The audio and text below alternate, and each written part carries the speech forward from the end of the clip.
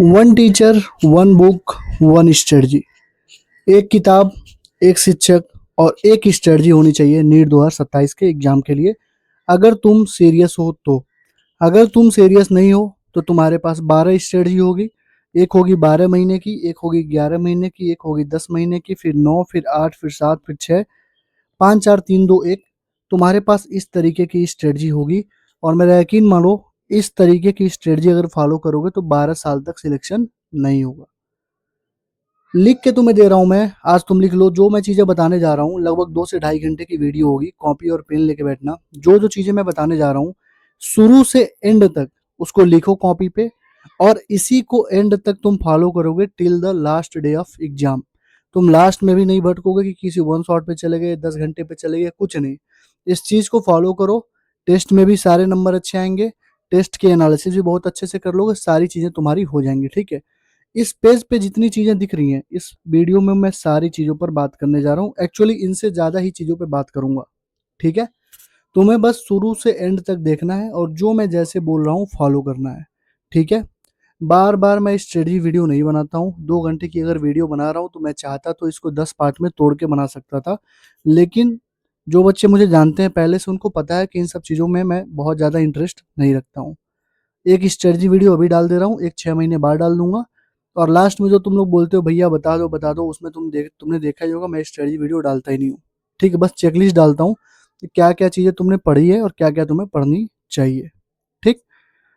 अभी इस वीडियो के नीचे भी कई सारे लोग आ गए होंगे। ठीक है? अभी वो आएँगे, उनको पेड कमेंट करवा के भेजा जा रहा है कि जाओ इसका नेगेटिव नेगेटिव कमेंट करो।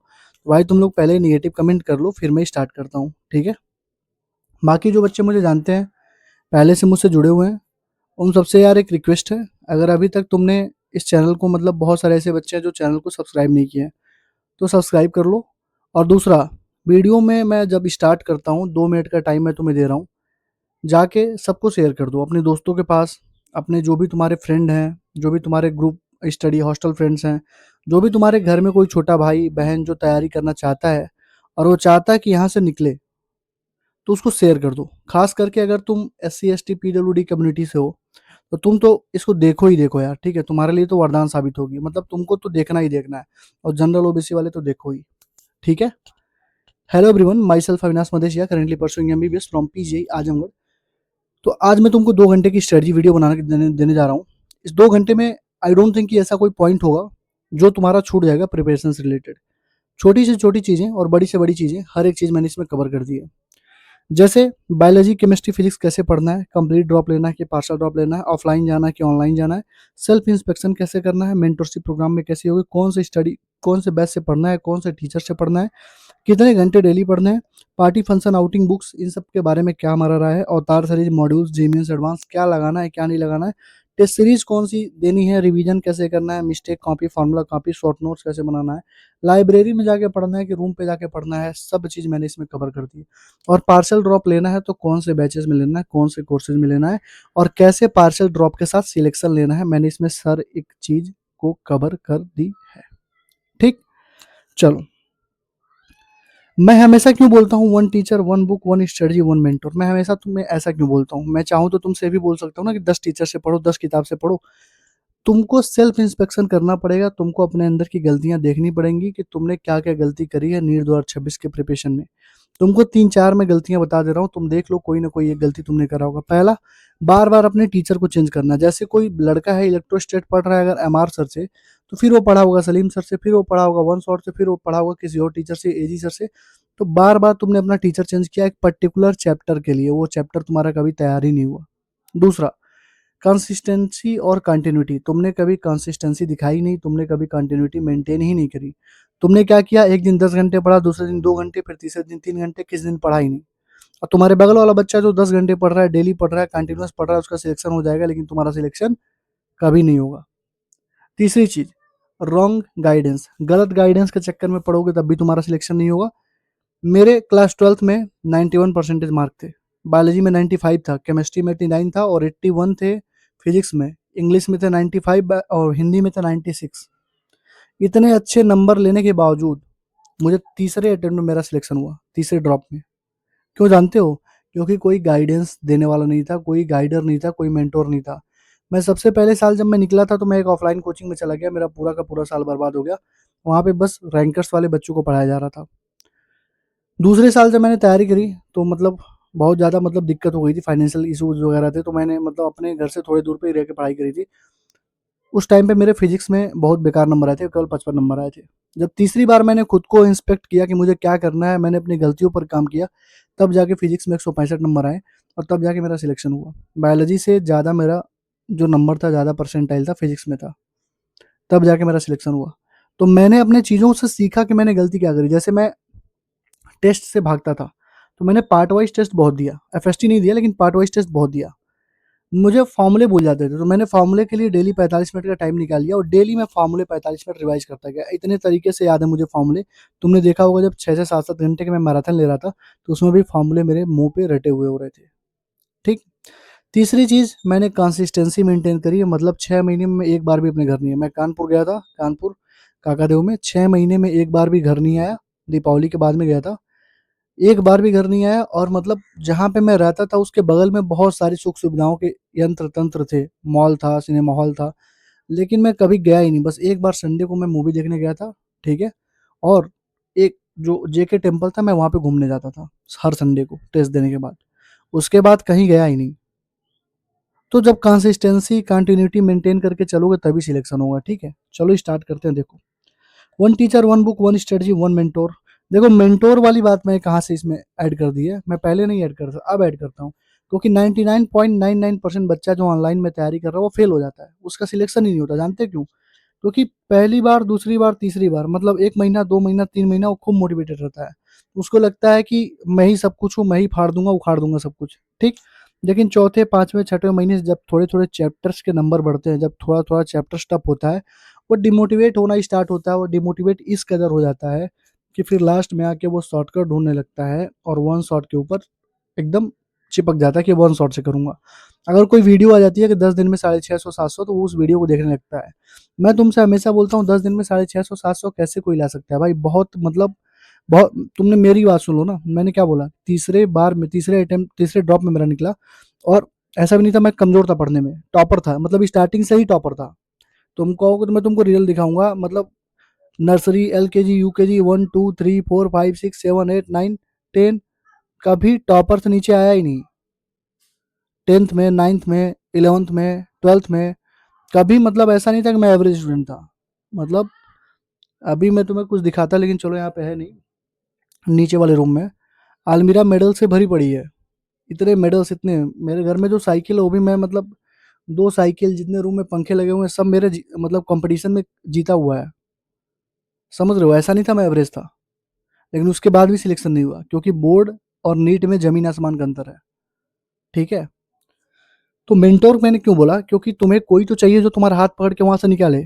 कोई तो चाहिए जो तुम्हें गलत ट्रैक पे जाने से रोके। कोई तो चाहिए जो तुम्हें बताए कि बाबू अपने नोट्स से रिवाइज़ करो, वन शॉट के चक्कर में मत पढ़ो, 10-10 घंटे के लेक्चर मत देखो। कोई तो चाहिए जो तुम्हारे डाउट सॉल्व करे, फिजिक्स के, केमिस्ट्री के, बायो के। तुम्हें कोई क्वेश्चन फँस गया पढ़ते टाइम तो तुम पूछो कि भैया ये बता दो, तो कोई तो बताए। कोई तो चाहिए जो तुम्हें बोले, जो जब तुम्हें दिक्कत हो, जब तुम डिप्रेशन में जाओ, जब तुम डिमोटिवेट हो, तो कोई तो चाहिए कि भैया मुझे दिक्कत हो रही है, तो तुम्हें समझाए, तुम्हें गलत गाइडेंस ना दे। और वो बंदा खुद ही उस चीज़ से झेला होगा तभी वो तुम्हें बता पाएगा। ठीक है? चलो आओ देखते हैं।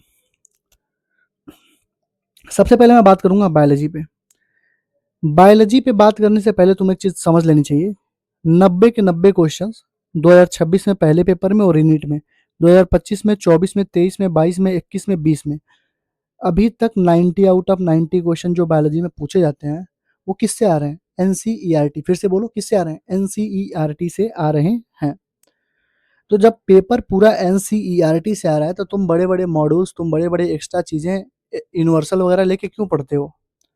तुम मॉड्यूल से क्यों पढ़ते हो? मुझे ये बताओ। जब पेपर एनसीईआरटी से आ रहा है, जब एनसीईआरटी इतनी मोटी किताब है, 2 किताब है इतनी मोटी-मोटी, तो तुम इतनी मोटे-मोटे मॉड्यूल क्यों पढ़ते हो? तुम एक्स्ट्रा चीज़ें क्यों पढ़ते हो? एक्स्ट्रा एग्जाम्पल्स क्यों पढ़ते हो? एक्स्ट्रा डेट्स क्यों याद करते हो?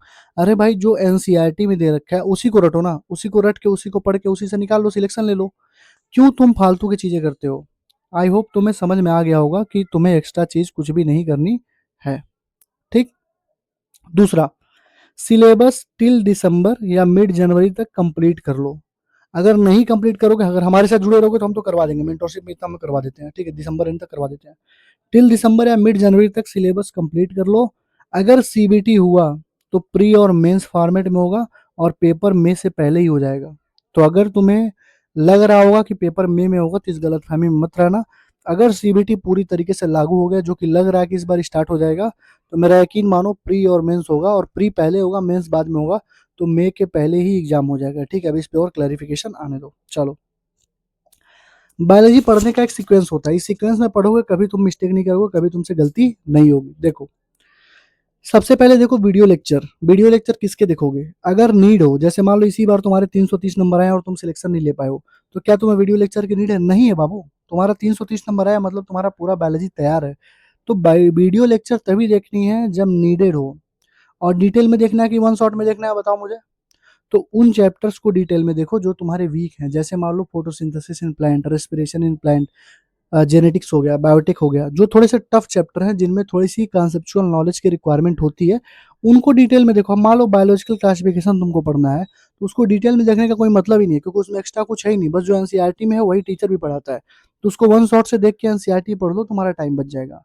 अब तुम्हें समझ में आ गया होगा कि कैसे 6 महीने के अंदर हम अपना सिलेबस दिसंबर एंड तक या मिड जनवरी तक कंप्लीट करवा देते हैं मेंटोरशिप में, क्योंकि कुछ चैप्टर्स हम वन शॉट से करवाते हैं जिनकी नीड ही नहीं है डिटेल में।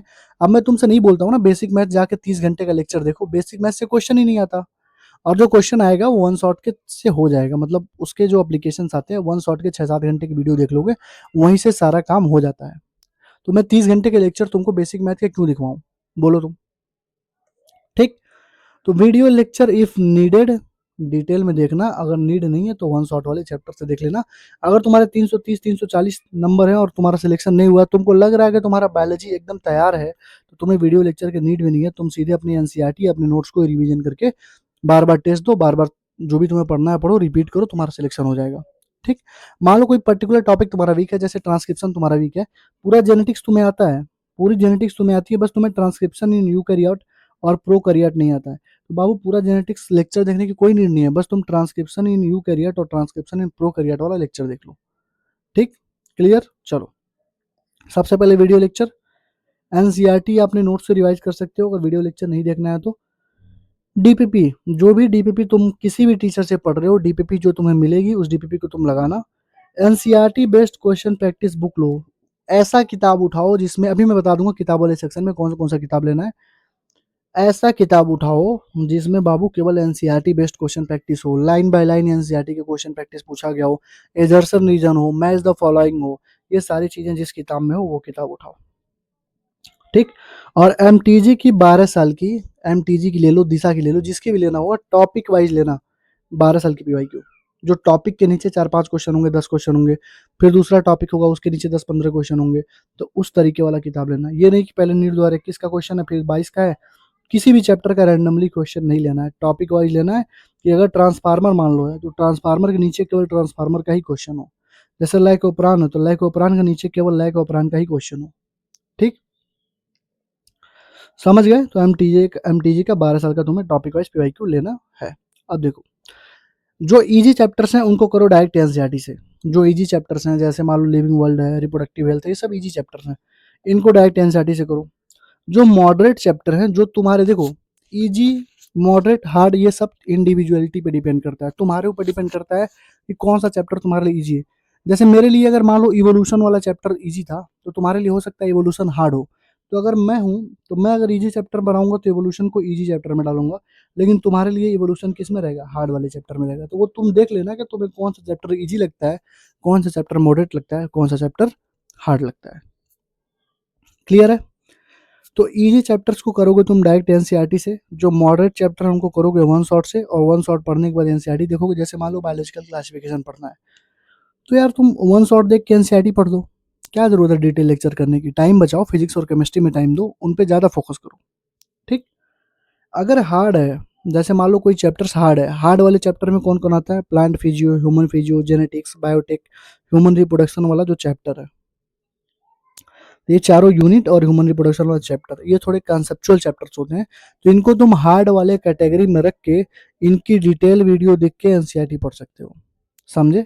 डिटेल्ड वीडियो देखो और एनसीईआरटी पढ़ो, ठीक। अब देखो, कई सारे बच्चे पूछ रहे थे भैया लेक्चर जो है नीट 2026 वाला देखें कि लेक्चर 2027 का देखें। बाबू जो नीट 2027 का लेक्चर होगा वो लाइव होगा और बहुत लेट से कंप्लीट होगा, और जो नीट 2026 का लेक्चर जो तुमने अभी लिया था या फिर टेलीग्राम पे बहुत सारे लीक लेक्चर तुम वहां से उठा के पढ़ सकते हो, वो रिकॉर्डेड फॉर्म में होगा और सफिशियंट भी है। और 3 से 4 जो क्वेश्चन हार्ड क्वेश्चन आ रहे हैं ना, तुम कहोगे भैया इस बार जो है थोड़ा सा टफ आया था तो टफ पढ़ा जाएगा। बाबू 3-4 क्वेश्चन जो हार्ड आ रहे हैं किसी भी सब्जेक्ट में, उनको छोड़ना होता है। अपना मेन फोकस होना चाहिए 35 से 40 क्वेश्चन पे, और 4 से 5 क्वेश्चन के चक्कर में अपनी पूरी प्रिपरेशन बर्बाद मत करो। जो बच्चे एडवांस लेवल की फिजिक्स, एडवांस लेवल की केमिस्ट्री पढ़ रहे हैं, एटलीस्ट फिजिक्स, बायो और केमिस्ट्री को तो छोड़ दो यार, एटलीस्ट बायो और केमिस्ट्री में एनसीईआरटी के बाहर जाओ ही मत। अगर 2-3 क्वेश्चन टफ भी आ जाता है उसको छोड़ दो। अब इस बार मैं तुम्हें 40-45 क्वेश्चन की सीट दे दूंगा पर चैप्टर, जिसमें टफ लेवल के क्वेश्चंस रहेंगे, लगाना तुम्हारा वो भी काम मैं करवा दूंगा, ठीक है। तो नीट 2026, नीट 2027 में अगर प्रेफरेंस मांगोगे तो मैं नीट 2026 वाले लेक्चर को बोलूंगा कि इसी लेक्चर को यूज करो, क्योंकि रिकॉर्डेड फॉर्म में रहेगा और जल्दी जल्दी कंप्लीट भी हो जाएगा, ठीक। नीट 2027 में मैंने तुमको बता दिया कि अगर तुम कंफर्टेबल हो लाइव देखने में, तुमको लगता है कि बस लाइव से ही मुझे समझ में आता है, तो भाई इसको देखो, कोई दिक्कत नहीं है, ठीक। आ जाओ बायो में जो क्वेश्चन प्रैक्टिस का सोर्स है उसके बारे में सुनो। सबसे पहला तो डीपीपी, जो डीपीपी तुमको डेली मिलेगी। दूसरा एनसीईआरटी बेस्ड मॉड्यूल है बुक जो मैंने बताई तुमको। तीसरा एमटीजी की 12 साल की पीवाईक्यू की किताब जो टॉपिक वाइज थी, ये तीनों तुम्हारे पास होने चाहिए। क्वेश्चन मार्किंग मस्ट है। जैसे मान लो डीपीपी तुमने लगाया 20 क्वेश्चन लगाया, उसमें 5 क्वेश्चन तुम्हारे पास गए, बाबू उनको तुरंत मार्क कर लो या तो स्टार बना लो या तो गोला बना के मार्क कर लो। क्वेश्चन मार्किंग इसलिए मस्ट है क्योंकि ये बून होता है रिवीजन के लिए, और बून होता है एनालाइजिंग वीक टॉपिक्स के लिए। ये वरदान साबित होगा तुम्हारे रिवीजन के लिए, और ये वरदान साबित होगा एनालाइजिंग वीक टॉपिक्स के लिए। जैसे ही तुम्हारा 5, मान लो 5 टॉपिक तुमने ऐसे 5 क्वेश्चन पे मार्क किया, तो तुमको पता लग जाएगा कि हाँ ये मेरे 5 जो टॉपिक हैं या मेरे जो 5 क्वेश्चन है जिस भी टॉपिक से हैं, वो मेरा टॉपिक वीक है। जैसे तुमको कोई टॉपिक लग रहा है वीक है, उस टॉपिक को पढ़ के इतना अच्छे से तैयार कर लो कि दोबारा किसी टेस्ट में या नीट एग्जाम तक उस टॉपिक से कोई क्वेश्चन गलती ना हो। मान लो तुमको रिवाइज करना है 25 चैप्टर, तो 25 चैप्टर रिवाइज करने के लिए क्या करोगे? सबसे पहले 10-10, 20-20 मिनट, 30-30 मिनट का टाइम देके उनके थियरी को पढ़ लो, और उन 25 चैप्टर में जो जो तुमने क्वेश्चन मार्क करा है बस उनको एक बार देख लो, क्योंकि जो बेसिक क्वेश्चन होंगे वो तुम हमेशा बना लोगे, लेकिन ये जो क्वेश्चन तुमने मार्क किया है ना, ये तुमसे हमेशा बोलेंगे, ये तुम हमेशा गलती करोगे, ठीक है। तो topic wise TPP module PYQ 12 साल के, और ये डेली बेसिस पे सॉल्व करना है। जैसे मान लो सर ने आज तुमको पढ़ाया कि किंगडम, जैसे उन्होंने मान लो सर ने पढ़ाया तुमसे टैक्सोनॉमिक नेमिंग, ठीक है, नेमिंग उन्होंने पढ़ाया तुमको लिविंग वर्ल्ड में। तो जो नेमिंग है उसका तुम डीपीपी उसी दिन कर लोगे। मॉड्यूल में जितने क्वेश्चन या किताब में जो भी तुम एनसीईआरटी बेस्ड क्वेश्चन लगा रहे हो, उस किताब में या उस मॉड्यूल में जितने भी क्वेश्चन नेमिंग से होंगे वो लगा लोगे। पीवाईक्यू में जितने क्वेश्चन नेमिंग से होंगे वो लगा लोगे। तीनों उसी दिन कंप्लीट करके तब तुम अपना काम खत्म करोगे। और एनसीईआरटी एग्जाम्पलर को सबसे लास्ट में लगाना, जब कोई भी चैप्टर एंड हो जाए तो एनसीईआरटी एग्जाम्पलर के क्वेश्चंस को एक बार देख लेना, ठीक। मतलब मान लो अगर फिजिक्स पढ़ रहे हो तो उसमें ट्रांसफार्मर पढ़ाया सर ने, तो ट्रांसफार्मर की डीपीपी के क्वेश्चन, ट्रांसफार्मर के मॉड्यूल या किताब का क्वेश्चन, और ट्रांसफार्मर के जितने भी पीवाईक्यू हैं वो कंप्लीट होने चाहिए। वो क्या होने चाहिए? कंप्लीट होने चाहिए, ठीक। क्लियर है? चलो सेम डे पे, ठीक। आगे देखो केमिस्ट्री पे आ जाओ। केमिस्ट्री में पहले चीज ये देखो, नीट 2026 का जो पहला पेपर था उसमें 45 के 45 क्वेश्चन एनसीईआरटी से थे। रीनीट का जो पेपर था उसमें 39 से, जो भी इस बार हुआ, 39 आउट ऑफ 45 क्वेश्चन एनसीईआरटी से हैं। जो नीट 2025 में क्वेश्चन पेपर हुआ था उसमें 44 क्वेश्चन थे आउट ऑफ 45। एक जे एडवांस का क्वेश्चन दिया था इसोमेरिज्म का, उसको छोड़ दो। और नीट 2024 और 23 में 45 के 45 क्वेश्चन कहाँ से थे? एनसीईआरटी से थे। तो अब मुझे तुम बताओ, तुम बार बार ये बड़े बड़े किताब, एम एस चौहान हो गए, अवस्थी हो गए, इतने बड़े बड़े किताब, इतने हाई लेवल की पढ़ाई तुम क्यों कर रहे थे? तुम इतने मोटे मोटे मॉड्यूल क्यों लगा रहे थे? अपने कोचिंग के मॉड्यूल लगा लगा के जब तुम थक गए होगे उसके बाद भी तुमसे पेपर में कुछ हिला नहीं होगा। जानते हो क्यों? क्योंकि तुमने जो तुम्हारा कोर था उसको तुमने वीक कर दिया है। जो बच्चे एनसीईआरटी पढ़े हैं 140, 142, 138, 136, 36 नंबर स्कोर किए हैं, केवल एनसीईआरटी पढ़े, एनसीईआरटी के बाहर कुछ नहीं पढ़े हैं, ठीक है। और तुमने क्या किया? मॉड्यूल लगाया, सब कुछ लगाया, सब कुछ लगाने के बाद भी तुम्हारा फायदा क्या हुआ? तुम्हारा नुकसान हुआ कि नहीं हुआ? तो अभी भी टाइम है, सुधर जाओ, केवल पीवाईक्यू और एनसीईआरटी लगाओ। अगर 2-3 क्वेश्चन टफ भी आते हैं उनको छोड़ के आगे बढ़ जाओ। मैंने सबका प्रूफ दे रखा है, मैं अपने चैनल पे जाके देख सकते हो कि कौन से एनसीईआरटी के किस लाइन से कितने क्वेश्चन आए हैं, जाके देख सकते हो, ठीक। अच्छा केमिस्ट्री में इनऑर्गेनिक है, ऑर्गेनिक है और फिजिकल है। इनऑर्गेनिक में और ऑर्गेनिक में देखो, अगर वीडियो लेक्चर की जरूरत है तो देखो, नहीं तो मत देखो। जैसे मान लो किसी बच्चे का 500 नंबर आया, उसका सिलेक्शन नहीं हुआ, तो उसको लेक्चर देखने की नीड नहीं होगी। आई डोंट थिंक उसको लेक्चर देखने की नीड होगी। अगर कोई चैप्टर वीक हो तो देखो, बाकी तुम फ्रेशर्स हो, तुमको मतलब नहीं आता कुछ, वीडियो लेक्चर देखो। ठीक, इनऑर्गेनिक में भी, ऑर्गेनिक में भी, फिजिकल में भी। ठीक है। उसके बाद नोट्स, नोट्स जो भी टीचर दे रहे हैं, नोट्स तुम बनाओ अच्छे से, उनको देखो अच्छे से, उनको अच्छे से क्वेश्चंस वगैरह जब प्रैक्टिस करो तो मार्क करो कि हाँ ये क्वेश्चन मुझे आ रहा है कि नहीं आ रहा है। ठीक। अवतार की पार्ट 1 से एनसीईआरटी रीडिंग करोगे, जो कि मस्ट है सबके लिए। टाइम लगेगा, लगने दो, तुम्हारे पास प्लेंटी ऑफ टाइम है, लेकिन पढ़ोगे। अवतार की पार्ट 1 जो है यूट्यूब पे फ्री ऑफ कॉस्ट है। इनऑर्गेनिक की भी है, ऑर्गेनिक भी है, और इसमें एनसीईआरटी एक्सप्रेस नाम से है फिजिकल की एनसीईआरटी। ये प्लेलिस्ट बनी हुई है, तुम यहाँ से पढ़ोगे। तुम कहोगे भैया ये क्यों पढ़वा रहे हो? बाबू एनसीईआरटी की एक एक लाइन इसमें हम लोगों ने एक्सप्लेन करी है, इनऑर्गेनिक के सारे चैप्टर की, ऑर्गेनिक के सारे चैप्टर की, और एनसीईआरटी एक्सप्रेस नाम की जो सीरीज है उसमें फिजिकल के सारे चैप्टर्स को एक एक घंटे में, डेढ़ डेढ़ घंटे में एनसीईआरटी को पढ़ा रखा है। थ्योरेटिकल क्वेश्चन जो आते हैं बाबू वो एनसीईआरटी से ही आते हैं, तो आपको ये साथ साथ में करते रहना है। ठीक। तो इनऑर्गेनिक ऑर्गेनिक का पहले सुनिए। Video lecture if needed, notes देखिएगा, अवतार का पार्ट 1 से एनसीईआरटी रीडिंग करिएगा, डीपीपी सॉल्व करिएगा। डीपीपी जरूर सॉल्व करिएगा, जो भी टीचर आपको देता है, चाहे आप इस साल के बैच से पढ़ रहे हो, चाहे पिछले साल के बैच से पढ़ रहे हो, डीपीपी आपको हर साल मिलता है, तो डीपीपी जरूर सॉल्व करिएगा। और अवतार के पार्ट 2 और अवतार की पार्ट 3, इन दोनों से क्वेश्चन प्रैक्टिस जरूर करिएगा। किसी भी मॉड्यूल की नीड नहीं है आपको केमिस्ट्री में, किसी भी किताब एक्स्ट्रा लगाने की नीड नहीं है। अवतार के पार्ट 2 में एनसीईआरटी का in-text, example, exemplar, single correct, multiple correct, exercise और 40 साल के पीवाईक्यू कवर्ड है। अवतार के पार्ट 3 में एम्स IEEE जेईमेंस के assertion reason statement based 100 150 question हमने करा रखे हैं, जिनके थ्रू पूरा पूरा चैप्टर रिवीजन कराया गया है। ठीक है, समझ गए? तो इन दोनों के अलावा और डीपीपीज के अलावा आपको कुछ भी करने की एक्स्ट्रा नीड नहीं है। ये चीज़ अपने माइंड में बिठा लीजिए। अगर आप फिर से जाएंगे मॉड्यूल लगाने तो फिर मेरा दोस्त मत दीजिएगा, भैया आपने बोला था ऐसे और हमने किया वैसे।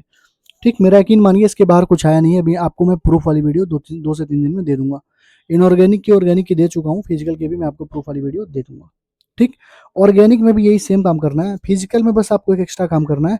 अवतार का जो फॉर्मूला है, अवतार सीरीज के जो फॉर्मूले हैं उसकी सीट निकलवा लीजिए, प्रिंट करवा लीजिए, हमने टाइप करके दे दी है, प्रिंट करके रख लीजिए, और डेली 25 मिनट जो है फॉर्मूले को पढ़ना स्टार्ट करिए। जो भी चैप्टर आपने स्टार्ट कर दिया है, अगर आपका सारा कुछ तैयार है तो बाबू, अगर सारा कुछ तैयार है तो आप सीधे क्या करेंगे बोलिए? पूरे फॉर्मूले को रिवाइज करेंगे। अगर आपका सारा कुछ तैयार नहीं है तो बस आप 25 मिनट 30 मिनट देखिए, फॉर्मूले से मूल कॉन्सेप्ट आप पढ़ रहे हो, मूल कॉन्सेप्ट के फॉर्मूले देख लीजिए रोज। ठीक, क्लियर है? और इसमें भी अवतार सीरीज से ही क्वेश्चन प्रैक्टिस करनी है। ठीक, अब तुम कहोगे भैया फिजिकल में इतने टफ टफ क्वेश्चंस आए थे, हम कैसे अटेंड करें? बाबू देखो, 10 से 11 क्वेश्चन जो है एनसीईआरटी बेस्ड है, एनसीईआरटी से हर साल क्वेश्चन आते हैं। नीट 2026 में 15 के 15 क्वेश्चन एनसीईआरटी से आए थे, जो अभी जस्ट हुआ था इसके पहले। रीनीट में उन्होंने टफ बना दिया है, तो तुम्हारी इस दुविधा को सॉल्व करने के लिए मैं तुम्हें 45 से 50 क्वेश्चन की सीट हर चैप्टर में दे दूंगा, आंसर की के साथ, सॉल्यूशन के साथ। बस तुम उन 45 से 50 क्वेश्चन को हर चैप्टर को करके जाना। बहुत अच्छे अच्छे लेवल के क्वेश्चन होंगे, और सारे के सारे एडवांस लेवल से थोड़े से कम ही लेवल के क्वेश्चन होंगे, ताकि लगा के एकदम रेडी रहो। ठीक है, लेकिन तुम्हारा अभी भी प्राइमरली फोकस होना चाहिए एनसीईआरटी, एनसीईआरटी, एनसीईआरटी और पीवाईक्यू पे। ठीक, तो क्वेश्चन प्रैक्टिस कहाँ से करना है? नोट्स से, डीपीपी से, अवतार का पार्ट 2 पार्ट 3 करना है, और क्वेश्चन मार्किंग मस्ट है बाबू, क्वेश्चन मार्किंग मस्ट है। जैसे मैंने बायोलॉजी में बताया कि रिवीजन के टाइम पे क्वेश्चन मार्किंग बहुत ज़्यादा हेल्प करती है। हमको पता होता कि हाँ ये क्वेश्चन मेरा वीक था, ये टॉपिक मेरा वीक था, तो हम इसी पर ज़्यादा से ज़्यादा फोकस करते हैं। ठीक, एक्स्ट्रा क्वेश्चन की जो सीट है, मैं पर चैप्टर 50 क्वेश्चन जो होंगे टफ लेवल के, मतलब जेई मेन से ज़्यादा टफ होंगे और एडवांस से कम लेवल के होंगे। मतलब जेई मेन से थोड़ा लेवल ज़्यादा होगा, एडवांस से थोड़ा कम लेवल होगा। 45 से 50 क्वेश्चन पर चैप्टर की सीट तुम्हें मैं प्रोवाइड कर दूंगा। ये जो भी पीडीएफ वगैरह मैं देता हूँ सब टेलीग्राम पे देता हूँ, टेलीग्राम का लिंक डिस्क्रिप्शन में जाके ज्वाइन कर लो। 20,000 से ज़्यादा बच्चे हमारे टेलीग्राम पे एक्टिव हैं। ठीक, चलो। नोट में मैंने लिखा है क्या? कोई मॉड्यूल रिक्वायर नहीं है, किसी भी मॉड्यूल की तुम्हें नीड नहीं है। ठीक, फिजिक्स में देखो, जो नीट 2026 का पहला पेपर था उसमें 42 क्वेश्चन एनसीईआरटी से थे। री नीट में जो है लगभग 30 क्वेश्चन एनसीईआरटी से हैं। 25 में 36 क्वेश्चन एनसीईआरटी से थे। 2024 और 23 में 40 क्वेश्चन एनसीईआरटी से थे। अब तुम कहोगे कैसे मैं मान लूँ? तो भाई जाके मेरे चैनल पे देखो, हर साल का एनसीईआरटी से मैंने मैचअप करा के दिया हुआ कि कौन से साल से कितने क्वेश्चन पूछे जा रहे हैं। ठीक, चलो देखो सीक्वेंस क्या होगी फिजिक्स में। वीडियो लेक्चर देखो इफ नीडेड। इफ नीडेड का मतलब है कि अगर तुम्हारा 500 नंबर पहले से आ रहा है तो मुझे नहीं लगता सारे चैप्टर में तुम्हें नीड होगी वीडियो देखने की। तो अगर वीडियो लेक्चर तुम स्टार्टर हो, तुम्हें कुछ नहीं पता, तो वीडियो लेक्चर देखो इफ नीडेड, ठीक। नोट्स बनाओ।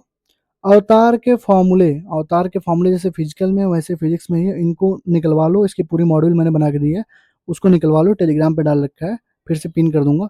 निकलवा के रख लो। डेली 40 मिनट तुम्हारे पास होने चाहिए, डेली फॉर्मूले रिवाइज करो, डेली की डेली।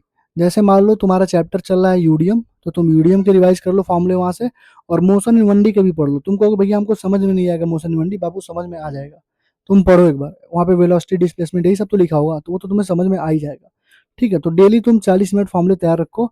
फॉर्मूले अगर किसी चैप्टर के तुमने अवतार से पढ़ लिए, मतलब उस चैप्टर का 80% चीज तुमने ऑलरेडी कवर कर लिया है। जब तुम्हारा टीचर तुम्हें वो चीज पढ़ाएगा, तुम्हारे माइंड में एकदम फिक्स हो जाएगा, ठीक। तो नोट्स करना है, फिर अवतार के फॉर्मूले करना है, उसके साथ में डीपीपी करना है, प्लस 20 साल के पीवाईक्यू करने हैं। इसमें 35 साल 36 साल के पीवाईक्यू करने की अब नीड नहीं है फिजिक्स में, केवल 20 साल के पीवाईक्यू करो। तुम डीपीपी करो जो टीचर दे रहे हैं, और 20 साल के पीवाईक्यू करो, ठीक। कुछ चैप्टर्स होते हैं जो तुम वन शॉट से कर सकते हो, जैसे EM wave, mechanical property of solid, KTG, UDM, nuclei, atom, ये सारे चैप्टर वन शॉट से करे जाने लायक हैं। और भी चैप्टर्स हैं जो वन शॉट से किए जा सकते हैं। मेंटरशिप में हम यही सारी चीजें करके सिलेबस पहले कंप्लीट करवा देते हैं, ठीक। डीपीपी कर लिया, 20 साल का पीवाईक्यू कर लिया। अब देखो, या तो तुम अवतार सीरीज से क्वेश्चन प्रैक्टिस करो जो हमने यूट्यूब पे करा रखा है, उसमें पीवाईक्यू वाला पोर्शन स्किप कर देना। जैसे क्योंकि पीवाईक्यू तुमने 20 साल का ही कर लिया, जैसे अवतार सीरीज में क्या है, एनसीईआरटी के क्वेश्चंस हैं, जे बीच में पहले एनसीईआरटी के क्वेश्चंस हैं, फिर नीट के पीवाईक्यू हैं 36 साल के, फिर जेईई मेंस के 30 से 35 क्वेश्चन सिलेक्टेड हैं। तो पीवाईक्यू तुम स्किप कर दो, यहाँ से कर लेना, बाकी यहाँ से एनसीईआरटी और जेईई मेंस के क्वेश्चन यहाँ से कर लेना, ठीक। दूसरी चीज, या तो ये करोगे, या फिर एलन की मॉड्यूल का कंसेप्चुअल एक्सरसाइज नंबर 1, दोनों में से कोई एक ही करना है। या तो अवतार सीरीज की तरफ जाओ, या तो 20 साल के पीवाईक्यू करने के बाद सीधे आ जाओ एलन के मॉड्यूल पे। एलन का मॉड्यूल का कंसेप्चुअल एक्सरसाइज नंबर 1 जो होता है, उसको तुम अच्छे से करोगे। और मैं तुमको 30 से 40 क्वेश्चन की सीट दूंगा पर चैप्टर। मैंने बोला ना, पर चैप्टर 30 से 40 क्वेश्चन की सीट दूंगा, जिसका लेवल जेईई मेन से ज्यादा होगा, जेईई एडवांस से कम होगा। और मेरा यकीन मानो, अगर तुमने इन 30 से 40 वाले क्वेश्चन को कर लिया और कंसेप्चुअल एक्सरसाइज 1 और 20 साल के पीवाईक्यू कर लिए, कोई माई का लाल, लिटरली बता रहा हूँ, कोई क्वेश्चन इसके बाहर बना ही सकता। तुमको लग रहा होगा ना अभी कि फिजिक्स इतना टफ आ गया, भाई 30 क्वेश्चन उसमें भी डुएबल था। और मैंने तुमको स्टार्टिंग से बोला था, एग्जाम के 2 दिन पहले भी बोला था, बायोकेमिस्ट्री करने के बाद बाबू जैसे ही क्वेश्चन देखना फिजिक्स का, बस ढूंढ ढूंढ के पहले छोटे छोटे क्वेश्चंस कर लेना। इस चीज के लिए नीट 2025 में बच्चा रेडी नहीं था, इस बार बच्चा रेडी था, तभी तुम देखना मैक्सिमम बच्चों के 80 से 100 नंबर आ रहे हैं इतना टफ पेपर होने के बाद भी, क्योंकि उन्होंने ढूंढ ढूंढ के सारे क्वेश्चन करे हैं, ठीक। क्लियर। अब देखो, ये जो सेम चैप्टर, जैसे मान लो तुम यूडीएम पढ़ रहे हो, तो जो 80 इंपॉर्टेंट टॉपिक की मैं तुम्हें लिस्ट दूंगा, उस लिस्ट में यूडीएम के जितने भी इंपॉर्टेंट टॉपिक होंगे उनको तुम लिख लेना, मार्क कर लेना, और उन पे तुम ज्यादा फोकस करोगे, ठीक है। मैंडेटरी है, इसको करना ही करना, क्योंकि 120 प्लस नंबर के क्वेश्चन हमेशा 80 इंपॉर्टेंट टॉपिक्स आते हैं। तो एटलीस्ट लास्ट तक जाते जाते 120 नंबर तो तुम्हारा श्योर शॉट रहेगा, कहीं भटका नहीं रहेगा, ठीक। मेंटोरशिप में तो हम इसको करवा ही देंगे, 80 इंपॉर्टेंट टॉपिक मेंटोरशिप में साथ साथ में हम करवा देंगे। और जो बाकी बच्चे हैं यार, फोकस करो मोर ऑन दिस टॉपिक, जो मेंटोरशिप में जो गाइडेंस नहीं रहेंगे, बाबू तुम लोग इन टॉपिक्स पे ज्यादा से ज्यादा फोकस करना, ठीक है। क्वेश्चन प्रैक्टिस देख लो भाई। क्वेश्चन मार्किंग तो मस्ट है, समझ गया ना। जैसे डीपीपी में तुमने 20 क्वेश्चन लगाया, 20 में मान लो 5 क्वेश्चन फंस गए, तो उसको मार्क करके रखना। तुमने नोट्स में लगाया 100 क्वेश्चन, 100 में तुम्हारे 20 क्वेश्चन फंस गए, तो उनको मार्क कर लो। तुमने यहाँ पे 20 साल का पीवाईक्यू जब सॉल्व किया तो 5 क्वेश्चन फंस गए, उसको मार्क कर लो। अवतार सीरीज या एलन का मॉडल तुमने लगाया, 20 क्वेश्चन फंस गए, उनको मार्क कर लो। मतलब पर चैप्टर 70 से 80 क्वेश्चन तुम मार्क करके रखो, जिनको रिवीजन करने से तुम्हारा पूरा का पूरा चैप्टर ग्लैंस में रिवाइज हो जाए, तुरंत रिवाइज हो जाए, ठीक है। और 30 से 50 जो टफ लेवल का क्वेश्चन दूंगा वो सच में टफ रहेंगे, उन पे तुमको ज़्यादा से ज़्यादा टाइम देना पड़ेगा, ठीक है। और 80 इंपॉर्टेंट टॉपिक के जो टॉपिक है उनको मार्क करके रखे रहना। जैसे मान लो ट्रांसफार्मर है, तो ट्रांसफार्मर तुम किसी भी टीचर से पढ़ रहे हो, तो उसको बहुत अच्छे से पढ़ना, उसको मार्क करके रखना। जैसे स्क्रू गाज वर्नियर कैलिपर है, उसको मार्क करना, वहाँ पे 80 लिख लेना कि ये 80 इंपॉर्टेंट टॉपिक का टॉपिक है, मैं जब भी रिवीजन करने आऊंगा तो इन टॉपिक्स पे ज़्यादा ध्यान दूंगा, 120 नंबर तुम्हारे सेफ रहेंगे, ठीक है। आई होप तुमको बायोलॉजी, केमिस्ट्री और फिजिक्स की चीज़ें समझ में आ गई होंगी, ठीक है। मैं तुमसे फिर से बोल रहा हूँ, अगर अभी तक तुमने अपने दोस्तों को शेयर नहीं किया है, भाई यार शेयर कर दो, ठीक है। मेहनत लगती है पीडीएफ बनाने में, रिकॉर्ड करने में, 2 घंटे की वीडियो रिकॉर्ड करने में बहुत टाइम लगता है, ठीक है। कोई तुमको इस तरीके की स्टडी वीडियो नहीं देगा, ठीक है। सबका मैं देखता हूँ 10 वीडियोस हर कोई डालता है स्टडी वीडियो का, 10 बार वीडियो डालेंगे। मेरा काम ही नहीं है 10 बार डालना, क्योंकि जो 10 बार अपनी स्ट्रेटजी चेंज कर रहा है ना, वो तुम्हारा सिलेक्शन कभी करा ही नहीं पाएगा। इस चीज़ को लिख के ले लो, ठीक। अब देखो, कंप्लीट ड्रॉप लेना है कि पार्शल ड्रॉप लेना है। देखो, अगर तुम SC ST हो और तुम्हारा पहला दूसरा तीसरा ड्रॉप है तो भाई फुल ड्रॉप ले लो, एक बार बस फुल ड्रॉप ले लो मेरे कहने से, और आगे पूरी वीडियो देखना। तुमको करना क्या है, तुम्हारा सिलेक्शन की गारंटी मैं लूंगा, मैं तुम्हारा सिलेक्शन करवा दूंगा। बस तुमको एग्जाम के एक दिन पहले तक मेरे से जुड़ा रहना है और मैं जो बोलूँ बस तुम्हें वही करना है, ठीक। और चौथा पांचवा छठवां ड्रॉप है तो यार पार्शियल ड्रॉप ले लो, ठीक। जनरल OBC अगर बच्चा है तो यार अगर पहला दूसरा है तुम्हारा तो फुल ड्रॉप ले लो, और तीसरा चौथा पांचवा छठवां है तो पार्शियल ड्रॉप ले लो। अगर तुम्हारे नंबर मतलब तुम जनरल कैटेगरी से और तुम्हारे नंबर अराउंड 500 के आ रहे हैं और तुम्हारा सिलेक्शन नहीं हो रहा है, तब तुम यार फुल ड्रॉप ले सकते हो, ठीक। ध्यान से सुनना, पहला दूसरा ड्रॉप है तो फुल ड्रॉप पे जाओ, अगर तीसरा चौथा पांचवा छठवां ड्रॉप है तो पार्शियल ड्रॉप लेना। लेकिन अगर तीसरे चौथे पांचवें छठवें ड्रॉप में तुम्हारा नंबर 500 से ज़्यादा है या 490 से ज़्यादा है तो यार फुल ड्रॉप ले लो, क्योंकि तुम बहुत सिलेक्शन के करीब हो। और तुम्हें डर लग रहा है तो पार्शियल ड्रॉप ले लो। क्यों पार्शियल ड्रॉप लेना मैं बता दे रहा हूँ, देखो नर्सिंग पैरामेडिकल में पार्शियल ड्रॉप मत लेना, बहुत हेक्टिक होता है, तुम कर नहीं पाओगे, नीट की तैयारी भूल जाना, ठीक। अटेंडेंस मैंडेटरी होती है, ड्यूटी और पोस्टिंग तुमको करनी ही करनी होती है। सबसे आसान तरीका होता है, सबसे आसान जो कोर्स होता है वो होता है BSc जूलॉजी, BSc वगैरह जो होते हैं, MSc वगैरह, BSc के बाद MSc, अदर जो बैचलर डिग्री हैं इनमें केवल एग्जाम देने जाना, मतलब ऐसे कोर्स में एडमिशन कराना या फिर ऐसे कॉलेज में एडमिशन कराना जहां पर तुमको केवल एग्जाम देने जाना रहे, तुमको कोई रेगुलर क्लास ना करनी पड़े, ठीक।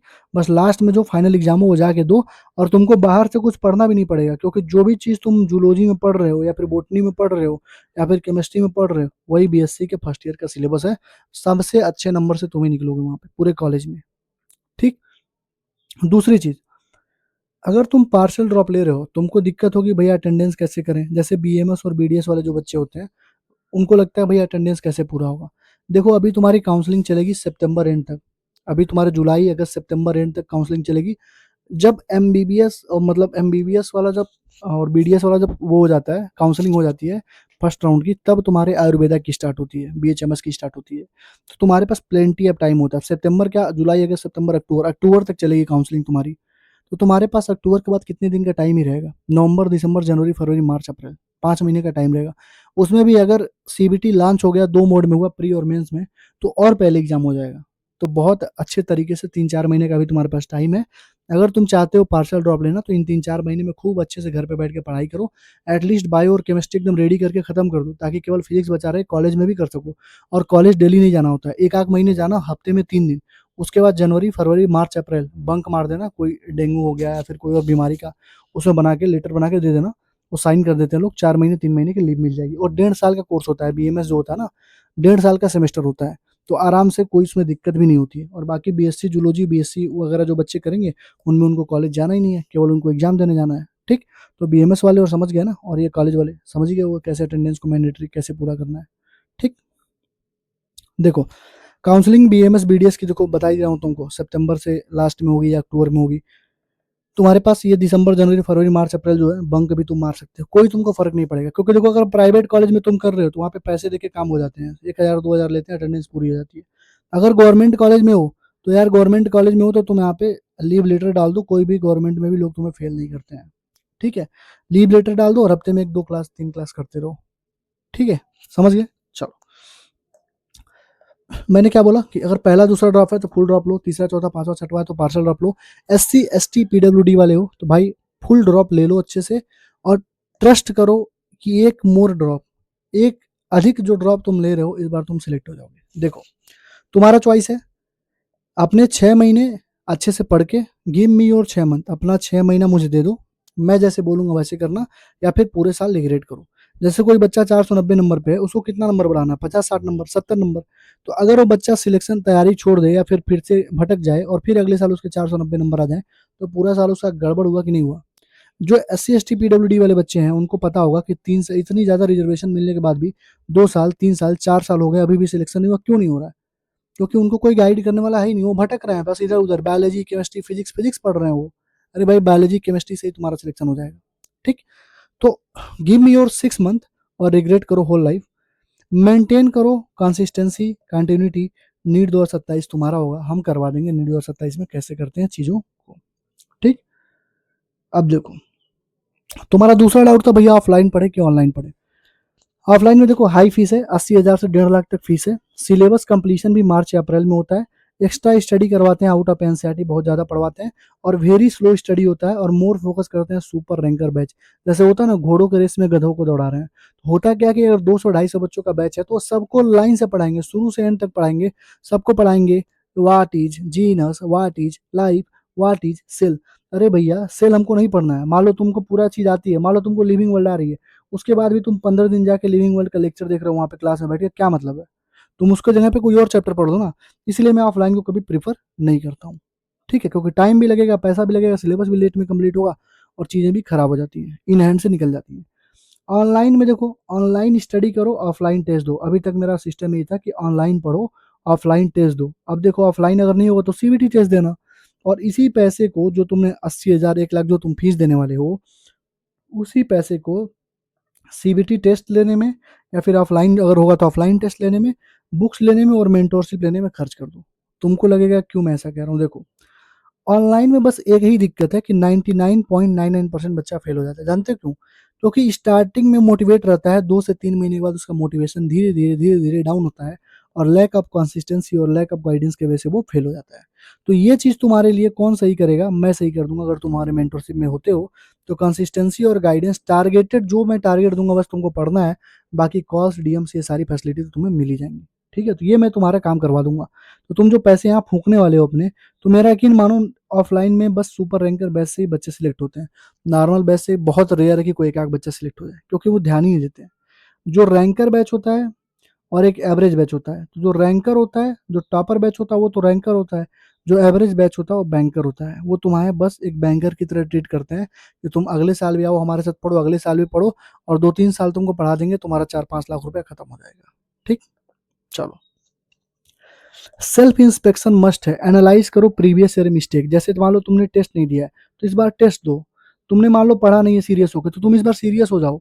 अपनी गलतियों को तुम ही जानते हो, दूसरा कोई नहीं जानता है तो तुम क्या कर रहे हो। तो अपनी गलतियों से सीखो कि तुम्हें अपनी गलतियों से क्या सीखना है, अपनी गलतियां तुमने क्या क्या करी है उनको लिखो। Write down all your mistake, अपने सारे मिस्टेक को कॉपी पे लिखो, और बस कसम खा लो कि भैया मुझे 6 महीने तक इन गलतियों को दोबारा रिपीट नहीं करना है। ठीक है। परसों एक बच्चे ने, मैं आउट ऑफ द कंटेक्स्ट जा रहा हूँ थोड़ा, परसों एक बच्चे ने कॉल किया था, उसने बोला कि भैया मैस्टरबेट बहुत ज़्यादा करता हूँ, एक दिन में कम से कम 4 से 5 बार मैस्टरबेट करता हूँ। तो बताओ, अगर 4 से 5 बार ये चीज़ें कर रहे हो तो क्या तुम्हारा सिलेक्शन होगा?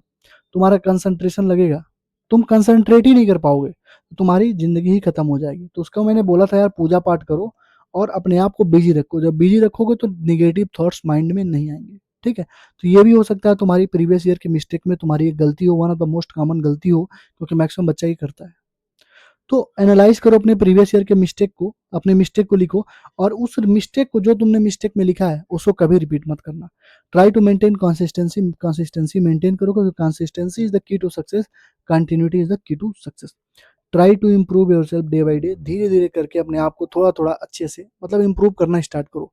आज मान लो 5-6 घंटे पढ़ रहे हो, तो कल 7 घंटे पढ़ो, परसों 7.5 घंटे पढ़ो, परसों 8.5 घंटे पढ़ो। टेस्ट में आज मान लो 300 नंबर है, अगले में 305 नंबर लाओ, अगले में 320 नंबर लाओ, अगले में 340 नंबर लाओ। घटाओ मत कोई चीज, इम्प्रूव करते रहो। ठीक, चलो। अब तुम लोग पूछ रहे थे ना भैया मेंटोरशिप के बारे में, थोड़ा डिटेल में बता दो। 5 मिनट के अंदर मैं तुम्हें बता दे रहा हूँ। देखो, मेंटोरशिप प्रोग्राम में एक तो मैं रहूंगा, एक तो धीरज रहेगा। ठीक, हम दोनों लीड करेंगे। ठीक, उसके साथ तुम्हारे पास 3 डाउट फैकल्टी रहेगी, मतलब ये जो डाउट फैकल्टी है उनसे भी तुम अपनी गाइडेंस ले सकते हो, उनसे भी तुम बातचीत कर सकते हो। एक्चुअली में यार देखो, मैं बात करना किसी से प्रीफर नहीं करवाता हूँ, क्योंकि बात जो है 9 बजे से 11 PM तक मैं खुद ही सारे बच्चों से बात करता हूँ, डेली डेली डेली की बेसिस पे। बस जब मेरा एग्जाम होता है 6 से 7 दिन, तो मैं उस टाइम पे बच्चों को बता देता हूँ भाई मैं कॉल नहीं कर पाऊंगा, डीएम की रिप्लाई सबको दे दूंगा। बस एग्जाम के टाइम पे जो झूठ, देखो यार मैं नहीं बोलता हूँ, जो रियलिटी है मैं तुम्हें वही बता रहा हूँ। ऐसा नहीं मैं बोल दूँ कि यार मैं ऐसे करवाता हूँ वैसे करवाता हूँ, नहीं। जो चीज़ मैं तुम्हें यहाँ बता रहा हूँ, मेरे कथनी और करनी में बहुत ज़्यादा अंतर नहीं होता है।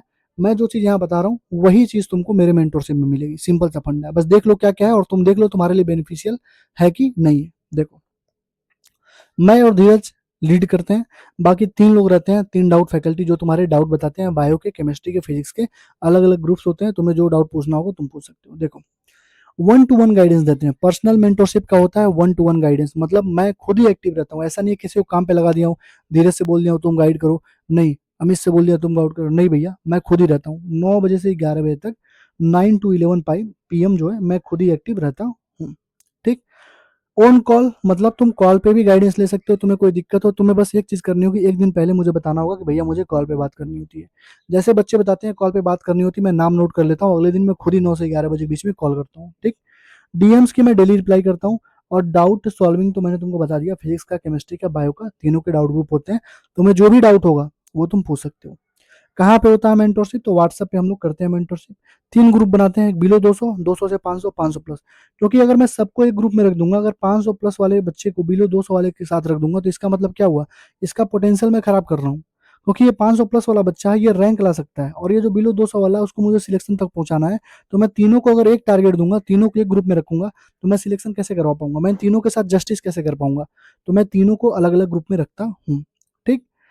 फिजिक्स की डाउट ग्रुप, केमिस्ट्री की डाउट ग्रुप, बायोलॉजी की डाउट ग्रुप, और जनरल डिस्कशन ग्रुप, जहाँ पे सारे बच्चे एक साथ आपस में डिस्कस कर सकते हैं, मेरे साथ अपने आपस में बात कर सकते हैं, एक दूसरे के साथ भी बात कर सकते हैं, ठीक है।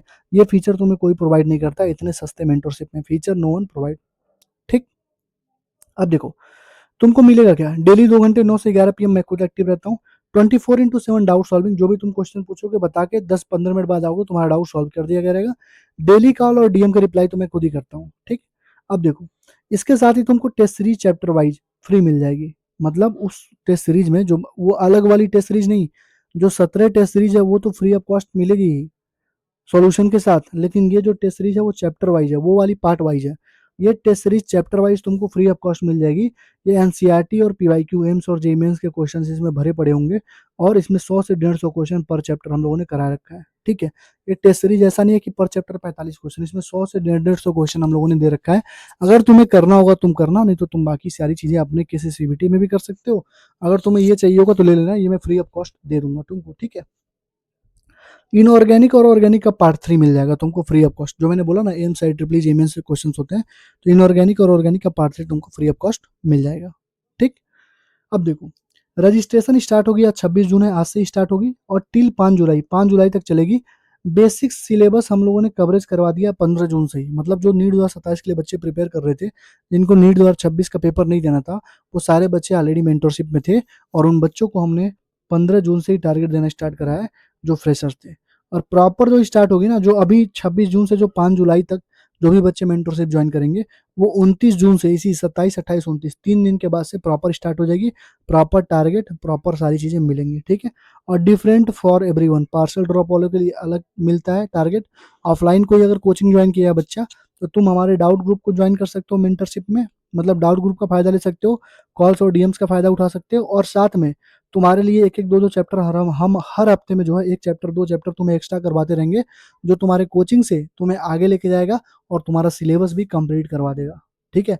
तो पार्सल ड्रॉप वाले भी ज्वाइन कर लें, और जो कंप्लीट ड्रॉप लिए वो भी कर लें, और जो ऑफलाइन कोचिंग ज्वाइन करें उन बच्चों को भी ज्वाइन किया जा सकता है। ये तुम्हारे ऊपर है, तुम कर रहे हो कि नहीं कर रहे हो, ठीक। Why to choose me as mentor for you, तुम मुझे ही क्यों मेंटर के तौर पे अपना चूज करोगे? मैं तुम्हें दिखा दे रहा हूँ, देखो मैं क्यों तुम्हें एक अच्छे कॉलेज में पहुंचा सकता हूँ। सबसे पहले कि मैंने खुद ही क्रैक करा है, दूसरी चीज, why to choose me as your mentor. 91% थे मेरे 12th में, स्टिल फेल हो गया, 2 से 3 ड्रॉप लग गए थे, मतलब 20-21 में 2 ड्रॉप हुए, तीसरे में निकल गया, ठीक। द वे, एक मिनट रुको, why I got selected, you will also. मैं कैसे सिलेक्ट हुआ मैं तुम्हें बताऊंगा, वैसे तुमको भी सिलेक्ट करवा दूंगा, ठीक हो। देखो, 100% पॉजिटिव फीडबैक है मेरे मेंटरशिप की, ये कोई पेड वाले फीडबैक नहीं है। मैंने फॉर्म डाला था, जितने बच्चों ने फिल कराया फॉर्म, तुम खुद ही देख लो, सारे के सारे बच्चों ने क्या करा है, यस पे टिक करा। मैंने पूछा था क्या तुम सेटिस्फाइड हो कि नहीं, सारे बच्चों ने। ये तुम कहोगे भैया ये रंगे क्यों, ये यार मेरा ही था, मैं चेक कर रहा था फॉर्म काम कर रहा है कि नहीं, तो ये मेरा ही था, ठीक है। और बाकी सारे बच्चों का तुम देख लो, सारे बच्चों का कमेंट क्या है, पॉजिटिव है, फीडबैक सारा सही है, ठीक। नीट 2024 में 23 बच्चे सिलेक्ट हुए थे, 25 में 42 बच्चे, और 26 में इस बार 60 प्लस बच्चे सिलेक्ट हो रहे हैं। बस रिजल्ट आने दो, मैं तुम्हें दिखाऊंगा। मैं ऐसे हवा हवाई में बात नहीं करता हूँ, सारे बच्चों को रिजल्ट जो है मैं यूट्यूब पे शेयर कर देता हूँ, जाके खुद क्रॉस वेरीफाई करके चेक कर सकते हो, ठीक। हाईएस्ट सिलेक्शन रेशियो है, सारा प्रूफ हमारे यूट्यूब पे है, रिजल्ट के साथ जाके देख सकते हो। जो प्रॉमिस हम यहाँ पे मेड करेंगे वो प्रॉमिस हम डिलीवर करेंगे, कोई सिंगल चेंज नहीं हो। जो हमने इस मेंटरशिप में बोल दिया कि हम ये चीज करवाएंगे, उसमें तुमको रत्ती भर का भी फर्क नहीं देखने को मिलेगा, वो चीज होगी ही होगी, चाहे कैसे भी हो, ठीक। 2 घंटा मैं खुद का देता हूँ। कौन सा ऐसा मेंटरशिप प्रोग्राम है जिसमें जो हेड है वो खुद ही आता हो तुमसे बात करने? एक एक महीने में लोग जूम मीटिंग करके निकल जाते हैं। मैं 2 घंटे 9 PM से 11 PM तक डेली खुद ही एक्टिव रहता हूँ और कॉल्स और DM के रिप्लाई मैं खुद देता हूँ। टीम मेंबर्स को मैं रिलाई नहीं करता हूँ। ठीक। SC ST और PWD वाले जो बच्चे हैं, जो जय भीम वाला बैच ज्वाइन कर लो यार, ठीक है। गारंटेड सिलेक्शन है, बस जो बोला जाएगा वो करना, बस गारंटेड सिलेक्शन होगी। एकदम आराम से तुम अच्छे से निकाल लोगे, ठीक है। क्योंकि यार तुम लोग, मैं क्या बोलूँ तुम लोगों से, मैं ज़्यादा नहीं बोल सकता, बस इतना देखो कि SC ST PWD वाले जो बच्चे होते हैं ना, SC ST वाले, तुम्हें लग रहा होगा कि इनके पास बहुत पैसा है। यार कुछ लोगों के पास पैसा है, ठीक है, लेकिन तुम बाकी लोगों की जो कंडीशन देखोगे ना, तुम्हारी रूह कांप जाएगी कि आज भी ये समाज किस लेवल पे अभी भी पीछे है हम लोगों से, बहुत पीछे है। इसलिए मैंने सोचा था कि मैं, मतलब जब मैंने जय भीम जब लॉन्च करा था ना, इतनी बुरी तरीके से मैं ट्रोल हुआ था, इतने लोगों ने मुझे गालियां दी थी ना, लेकिन मैंने कहा नहीं, मेरा चैनल है, मेरी इंडिविजुअलिटी है, मेरे मन में जो आएगा मैं करूंगा। मैंने तुम्हारे साथ कोई गद्दारी नहीं करी। जनरल OBC वालों का मेंटरशिप पहले स्टार्ट हो चुका था। इन बच्चों के लिए मैंने लॉन्च करा, इन बच्चों ने फोड़ा है 530, 520, 510, 490, 480। इन बच्चों ने लिटरली फोड़ा इस बार। मुझे डर था कि ये बच्चे परफॉर्म कर पाएंगे कि नहीं, लेकिन इन्होंने फोड़ा इस बार। बस रिजल्ट आने दो, मैं तुम्हें दिखाता हूँ। अराउंड 30 से ज्यादा बच्चे अभी तक मैसेज कर चुके हैं, भैया 590, 566। अभी तक 622 नंबर, मतलब हाईएस्ट अभी तक मुझे मिला है, ठीक है। हवा हवाई में बात नहीं है, जितना है मैं उतना बता रहा हूँ तुमको। 30 से ज्यादा बच्चे कर चुके हैं और सबका मैंने लिख के रखा है। कॉपी कहाँ गई मेरी, सबका मैंने नाम और नंबर लिख के रखा है। अभी मैं तुम्हें बाकी बच्चों का आज मैं मांगूंगा, बाकी बच्चों से आज देखना कितने बच्चों का रिजल्ट मैं तुम्हें दिखाता हूँ, ठीक। तो तुम मुझे क्यों मेंटरशिप, अपना मेंटोर चूज कर सकते हो, मैंने तुम्हें बता दिया। निगेटिव फीडबैक देख लो, कुछ नहीं है। जो बच्चा बोलता है, जो हमने प्रॉमिस किया वो हमने डिलीवर किया, ठीक। अब देखो किस बैच से तुमको पढ़ना है। यकीन बैच, आनंद मनी सर, AG सर, अन अकेडमी, एलन ऑनलाइन, कुछ भी पढ़ो, लेकिन प्रीवियस ईयर के बैचेस से ही पढ़ना। क्यों? क्योंकि यार जो मेंटोरशिप हम चलाएंगे ना, वो हम अपने टेस्ट सीरीज के बेस पे चलाएंगे। मतलब जो हमारे टेस्ट सीरीज में टारगेट मिलेगा तुम्हें, उसी के हिसाब से हमारा मेंटरशिप चलेगा। मतलब एक टारगेट, दो टारगेट किए, तो वही टारगेट से हम लोग टेस्ट लेंगे अगले, मतलब 15वें दिन, ठीक। हर 15वें दिन टेस्ट लेंगे और हम अपने टेस्ट सीरीज के अकॉर्डिंग ही हम चलाएंगे। और हमने ऐसा क्यों किया है? क्योंकि यार पिछले साल क्या था, कोई बच्चा PW ज्वाइन किया था, कोई आनंद मनी सर का बैच ज्वाइन किया था, कोई AG सर का, कोई अन अकेडमी का, कोई एलन का, कोई क्षिति सर का बैच ज्वाइन किया था। तो सारे बच्चे अलग अलग अपना टेस्ट दे रहे थे, तो उनसे मेरा मैचअप नहीं हो पा रहा था। कोई बच्चा कर रहा था, भैया मेरा टेस्ट नहीं मैच हो पा रहा है, हम कैसे मैनेज करें, हम टेस्ट कैसे दें। इस बार हमने क्या किया, हम तुम्हें शेड्यूल बना के देंगे हमारे टेस्ट सीरीज के अकॉर्डिंग। मतलब ये जो टेस्ट सीरीज होगा, ये हम खुद नहीं डिलीवर करेंगे, मतलब ये किसी कोचिंग का ही होगा। हम उनसे बात करेंगे, उनसे रिक्वेस्ट करके वो तुम्हें दिलवाएंगे, ठीक है। और उसी टेस्ट सीरीज के अकॉर्डिंग तुम्हारा पूरा का पूरा टेस्ट होगा। उसी टेस्ट सीरीज के अकॉर्डिंग तुम्हारा पूरा का पूरा टारगेट होगा, पूरा का पूरा मेंटरशिप होगा। 6 महीने में सब कुछ हम कंप्लीट करवा देंगे, ठीक है। क्लियर है? तो इस बार तुम कोई भी बैच लो तो ट्राई करना कि प्रीवियस ईयर के बैचेस लेना जिसमें रिकॉर्डेड लेक्चर्स हो, ताकि जो हम टारगेट दें वो तुम उस लेक्चर पे जाके सीधे देख सको, तुम्हें वेट ना करना पड़े। जैसे मान लो मैंने बोला EM वेब कर लेना, तो अब तुम्हें ये ना हो कि EM वेब सर जब पढ़ाएंगे 6 महीने बाद तब मैं करूंगा, नहीं। रिकॉर्डेड रखो, जैसे टारगेट में EM वेब मिलता है जाके वहां से कंप्लीट कर लो, ठीक है। क्लियर है? देखो कितने घंटे तुमको डेली पढ़ना है। 4.5 घंटा बायोलॉजी, 4.5 घंटा केमिस्ट्री, 5 घंटे फिजिक्स और 1 घंटा फॉर्मूला। ये तुमको डेली पढ़ना है। मतलब डेली तुमको मिनिमम 14 से 15 घंटा पढ़ना है 6 दिन के लिए। और संडे को 10 से 12 घंटे पढ़ोगे, इंक्लूडिंग टेस्ट और टेस्ट एनालिसिस। मतलब टेस्ट दोगे, टेस्ट के एनालिसिस करोगे, 6 घंटे लग जाएंगे। और बाकी 6 से 7 घंटे तुम खुद से पढ़ोगे संडे को भी। संडे को फंडे नहीं बनाना है, पढ़ना है संडे को भी, ठीक। दूसरी चीज, जो SC ST PWD वाले बच्चे हैं उनको मैं पहले ही से बताता हूँ, तुमको 6 घंटा बायोलॉजी डेली पढ़ना है, 4.5 घंटा केमिस्ट्री पढ़ना है और 4 घंटा डेली तुमको क्या पढ़ना है, फिजिक्स पढ़ना है, ठीक। तो 6 घंटे बायोलॉजी डेली पढ़ना है किसको, SC ST वाले बच्चों को। क्योंकि 360 में से अगर कोई भी SC ST का बच्चा 320 स्कोर कर ले रहा है, 320+, तो उसका सिलेक्शन कोई रोक ही नहीं पाएगा, वो सिलेक्ट है भाई। और यही काम मैंने मेंटरशिप में करवाई थी, यही काम मैंने करवाया था मेंटरशिप में। बायोलॉजी पे ज्यादा फोकस करवाया था। बायोलॉजी में इस बार बच्चे 330, 340 स्कोर किए हैं। केमिस्ट्री में 100 नंबर और फिजिक्स में 60-65 नंबर भी, तब भी सिलेक्ट हो गए हैं, ठीक है। समझे? यही करना भी होता है, ठीक। फीस कितनी है देख लो। जो बाकी सारे लोगों की मेंटरशिप होगी तुम देखना, उसमें 8,000, 10,000, 22,000 तक फीस होते हैं। और उसमें वो केवल टारगेट दे के भाग जाते हैं। मैं तो तुमको पूरा फीचर बता दिया ना, इसमें तुम्हें और कोई चीज, मतलब ऐसा नहीं होगा कुछ और मिलेगा तुमको, जो मैंने बोला वो तुम्हें मिलेगा। और जो हमने टेस्ट सीरीज बोली है ना, इसमें इस टेस्ट सीरीज में 17 टेस्ट होंगे टोटल, ठीक है। पार्ट वाइज टेस्ट होंगे 17, और वो जो चैप्टर वाइज टेस्ट है उसको छोड़ के बाद में होंगे, ठीक। अगर तुम केवल डाउट पूछने जाते हो फिलो पे, ट्विटर पे, डाउट नोट पे, तो तुमको 800 से 1200 रुपये महीने वहाँ पे चार्ज किए जा सकते हैं। और मेरे मेंटरशिप की जो एक्सपेंस है 12 से 14 हज़ार रुपये पर महीने है, जो मैं डाउट सॉल्वर को फीस देता हूँ, जो मैं मेंटर्स को फीस देता हूँ। उस हिसाब से मैंने अपनी फीस रखी है 4,000 रुपये वन टाइम, जिसमें तुमको टेस्ट सीरीज भी इंक्लूडेड है। अगर सीबीटी पे हुआ तो हम ट्राई करेंगे, हमने अपना ऐप बनवा दिया है, बस उसमें थोड़ा बहुत काम बचा है। ऐप पे वो जो टेस्ट सीरीज है वो हम ऐप पे डाल देंगे ताकि तुम ऐप पे अपनी प्रैक्टिस कर सको। ठीक है, 4,000 एक साल की फीस है। अगर तुम 2 बार में देना चाहते हो तो पहली बार में 2600 और दूसरे बार में 2,000। क्योंकि तुम कहोगे भैया आप आपने 4600 क्यों कर दिया? क्योंकि बाबू हमारी जो पर बच्चे पे कॉस्टिंग आती है 2500 से 2600 ही आती है पर बच्चे पे कॉस्टिंग। तो कुछ बच्चे ऐसे होते हैं 2 महीना पढ़ के कहते हैं भैया अब हमें मेंटरशिप में ज्वाइन करना है, तो उनके चक्कर में हमारा नुकसान होता है। वो 2 महीने पढ़ के पता है क्या करते हैं, 2 महीने पढ़ के किसी और के बहकावे में आके भाग जाते हैं।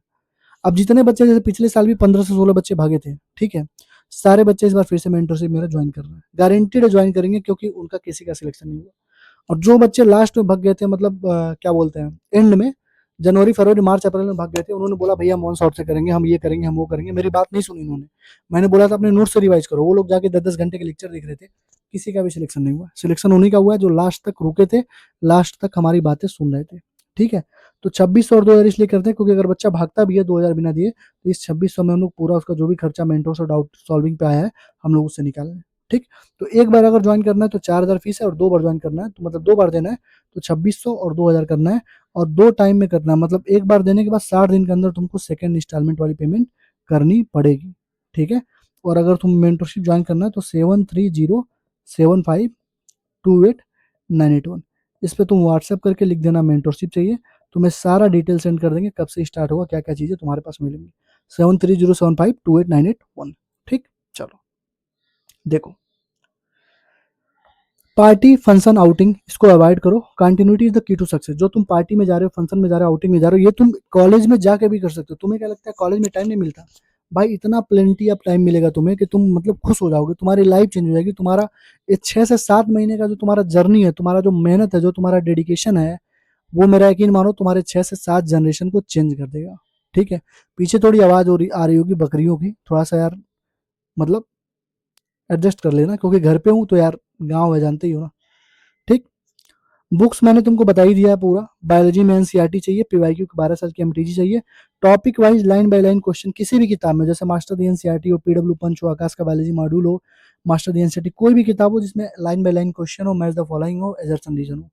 केमिस्ट्री में एनसीईआरटी और पीवाईक्यू 20 साल के एमटीजी के, प्लस टॉपिक वाइज तुमको जो भी डीपीपी मिल रही है वो तुमको करते रहना है।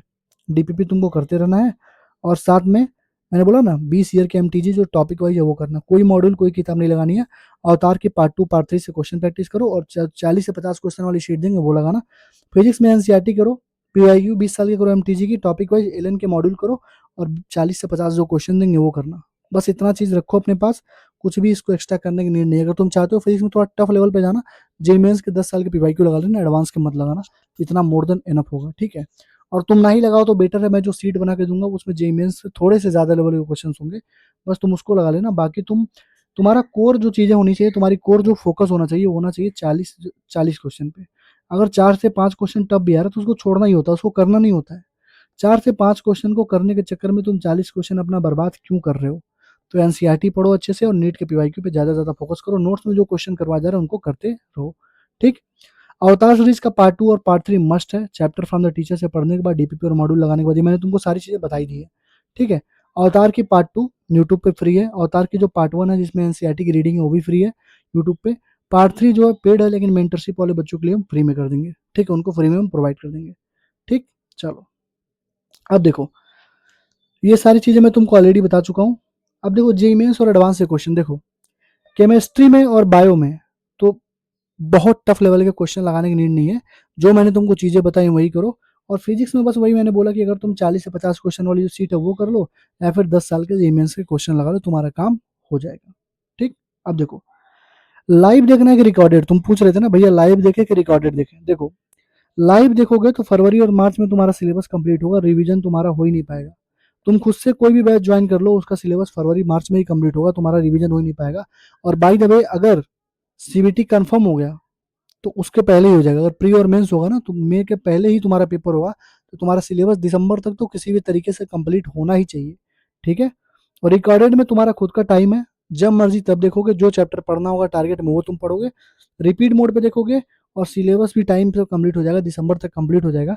4 से 5 बार रिवीजन करके तुम सिलेक्ट भी हो जाओगे। ठीक, टेस्ट सीरीज देखो, पीडब्ल्यू एल एन आकाश न्यूलाइट पार्ट वाइज फुल सिलेबस। देखो सबसे पहले तुम लोगे पार्ट वाइज, अभी मैं बता दे रहा हूँ। जिन जिन बच्चों का पेपर भले ही तुम्हारे 500 नंबर आए हैं, 500 प्लस आए हैं या फिर नहीं आए हैं, सबको पहले पार्ट वाइज टेस्ट देना है, फिर फुल सिलेबस टेस्ट देना है।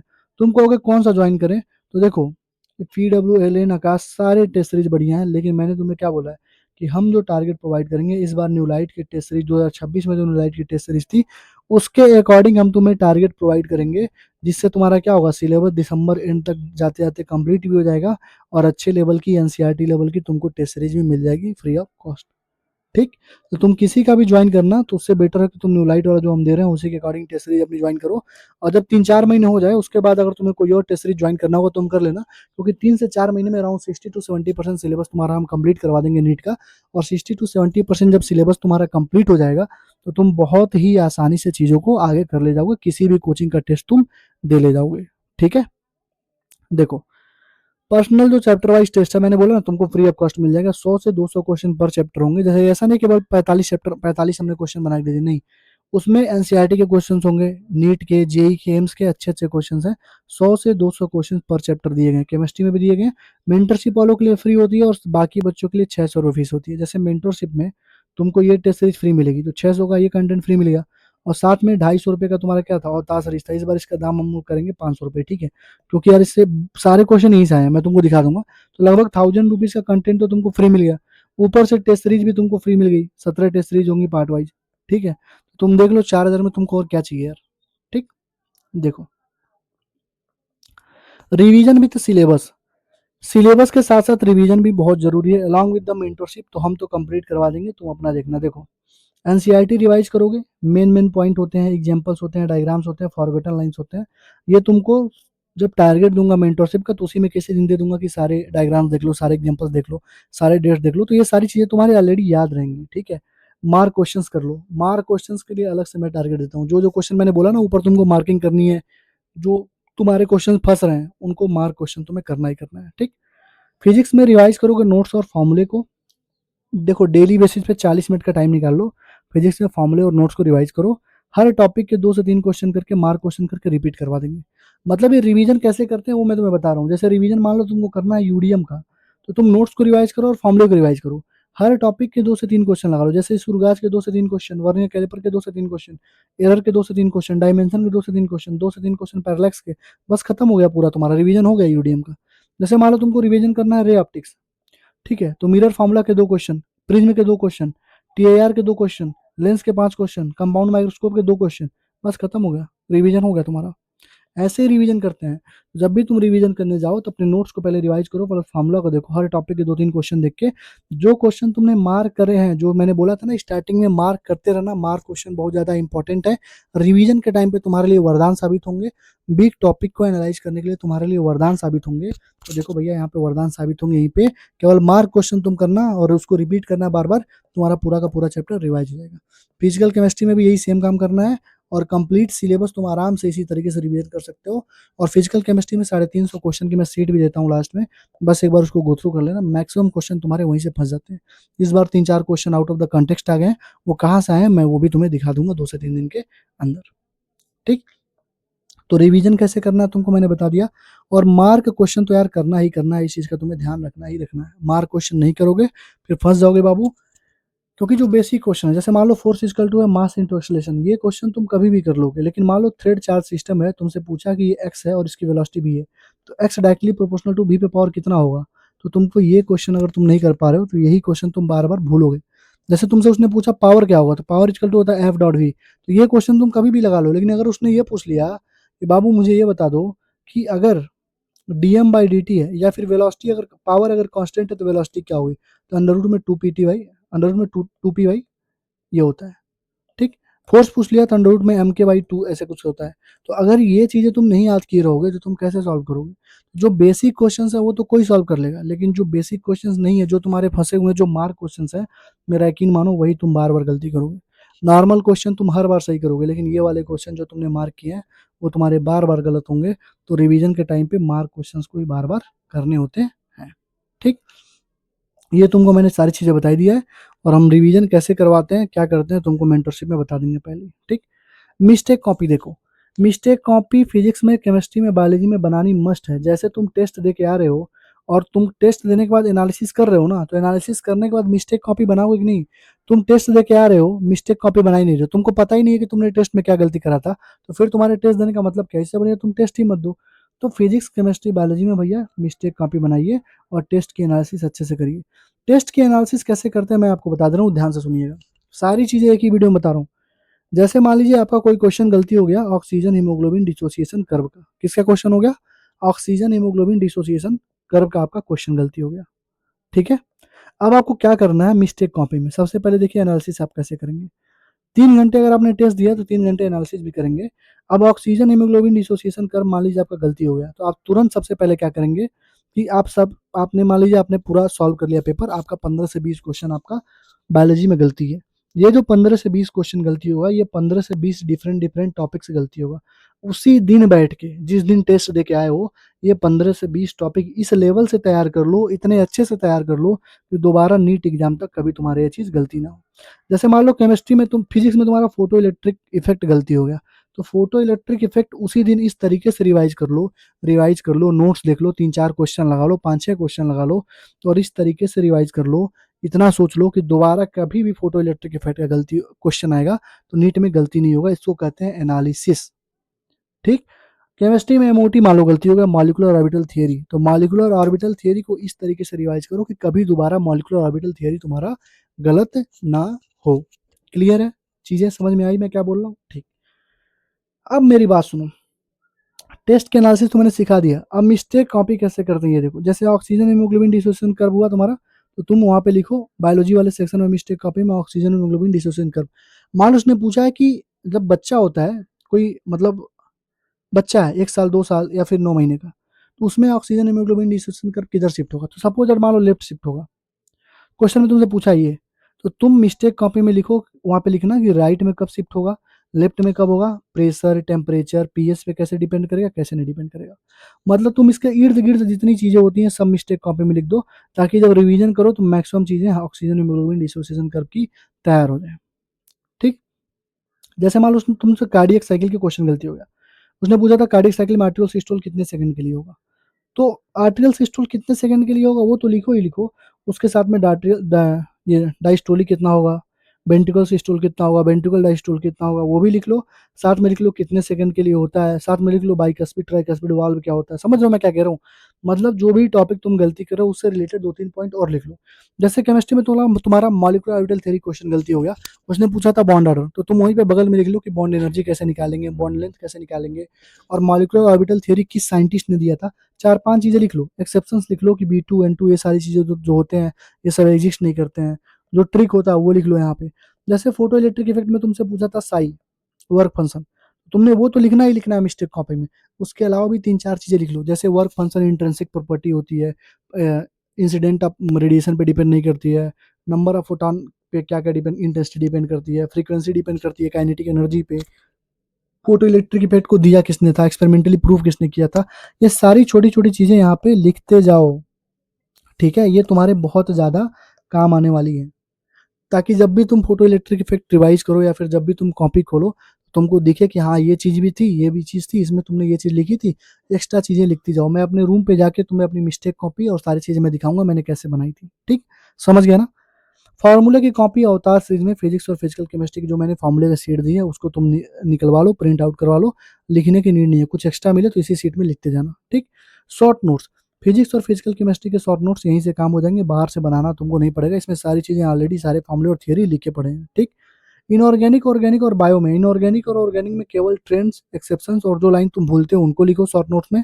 और बायोलॉजी में यार एनसीईआरटी पढ़ो, और कोई चीज़ तुम्हें भूलती है उसके नोट्स बना के उसको अच्छे से पढ़ो। शॉर्ट नोट्स बनाने की नीड नहीं है बायोलॉजी में, तो बिल्कुल भी शॉर्ट नोट्स बनाने की नीड नहीं है। ठीक? इनऑर्गेनिक, ऑर्गेनिक में ट्रेंड्स, एक्सेप्शन और फॉरगेटन लाइंस अभी से बनाने स्टार्ट कर दो, ताकि लास्ट में तुम्हारे काम दे। ठीक? ये तुमको मैंने बता ही दिया। ठीक? बायोलॉजी में एनसीईआरटी रंग दो और स्टिकी नोट्स का यूज करो, कि स्टिकी नोट्स मतलब क्या, कि कुछ चीजें अगर भूल रही हैं तो वहाँ पे लिख के चिपका लो उसी पेज में एनसीईआरटी के, कि बार बार तुमको देखने का दिक्कत ना पड़े। ठीक है? तो आई होप, देखता हूँ मैंने क्या क्या चीजें तुमको बता दी हैं और क्या क्या चीजें छूट गई। अगर कोई पॉइंट छूटा हो, ठीक है, देखो, अगर कोई पॉइंट छूट गया हो, अगर मैंने मतलब कितने घंटे का, 1 घंटे 10 मिनट की वीडियो हो गई है, ठीक है, अगली वीडियो में मैं ट्राई करूंगा कि बुक्स वगैरह पे थोड़ा सा ज्यादा इलाबोरेट कर दूं, और जय भीम मेंटरशिप वालों को थोड़ा सा ज्यादा इलाबोरेट कर दूं। ठीक है? क्लियर है? अब देखो कैसे पढ़ना है मैंने बता दिया, कंप्लीट ड्रॉप पार्शियल ड्रॉप बता दिया, ऑफलाइन ऑनलाइन बता दिया, सेल्फ इंस्पेक्शन बता दिया, मेंटरशिप प्रोग्राम के बारे में बता दिया, कौन से बैच से पढ़ना बता दिया, कितने घंटे पढ़ना बता दिया, पार्टी फंक्शन आउटिंग नहीं जानी है, किताब के बारे में बता दिया, थोड़ा और इलाबोरेट कर दूंगा, टेस्ट सीरीज के बारे में, रिवीजन के बारे में, mistake copy, formula copy, short notes, live versus recorded, जेईएमएस के नहीं लगाने, केवल फिजिक्स में 10 साल के लगा लेना, मॉड्यूल्स लगाने की नहीं, अवतार सीरीज, मतलब सारी चीजें मैंने जो इसमें लिखी थी वो तुमको बता दिया। ठीक, अब इसके बाद अगर तुम्हें लग रहा है कोई पॉइंट मुझे और कवर करना चाहिए तो अगली वीडियो जो मैं डालूंगा मेंटर जय भीम मेंटरशिप का, और फिर एक हफ्ते बाद मैं रिव्यू भी डालूंगा मेंटरशिप हमारी कैसे चलती है। ठीक, एक हफ्ते में हमने क्या क्या करवाया बच्चों को, उसकी भी मैं जब वीडियो डालूंगा तो उसमें मैं ऐड कर दूंगा। तो अगर तुम्हें लग रहा है कि कोई और चीज़ तुम्हें इसमें ऐड करनी है तो बता देना। ठीक है, तो मैं बोला था 2 घंटे की वीडियो होगी, लेकिन मैंने थोड़ा फास्ट ट्रैक में रखा है इस चीज़ को, 1 घंटे 10 मिनट में ये चीज़ें कंप्लीट हो गई हैं।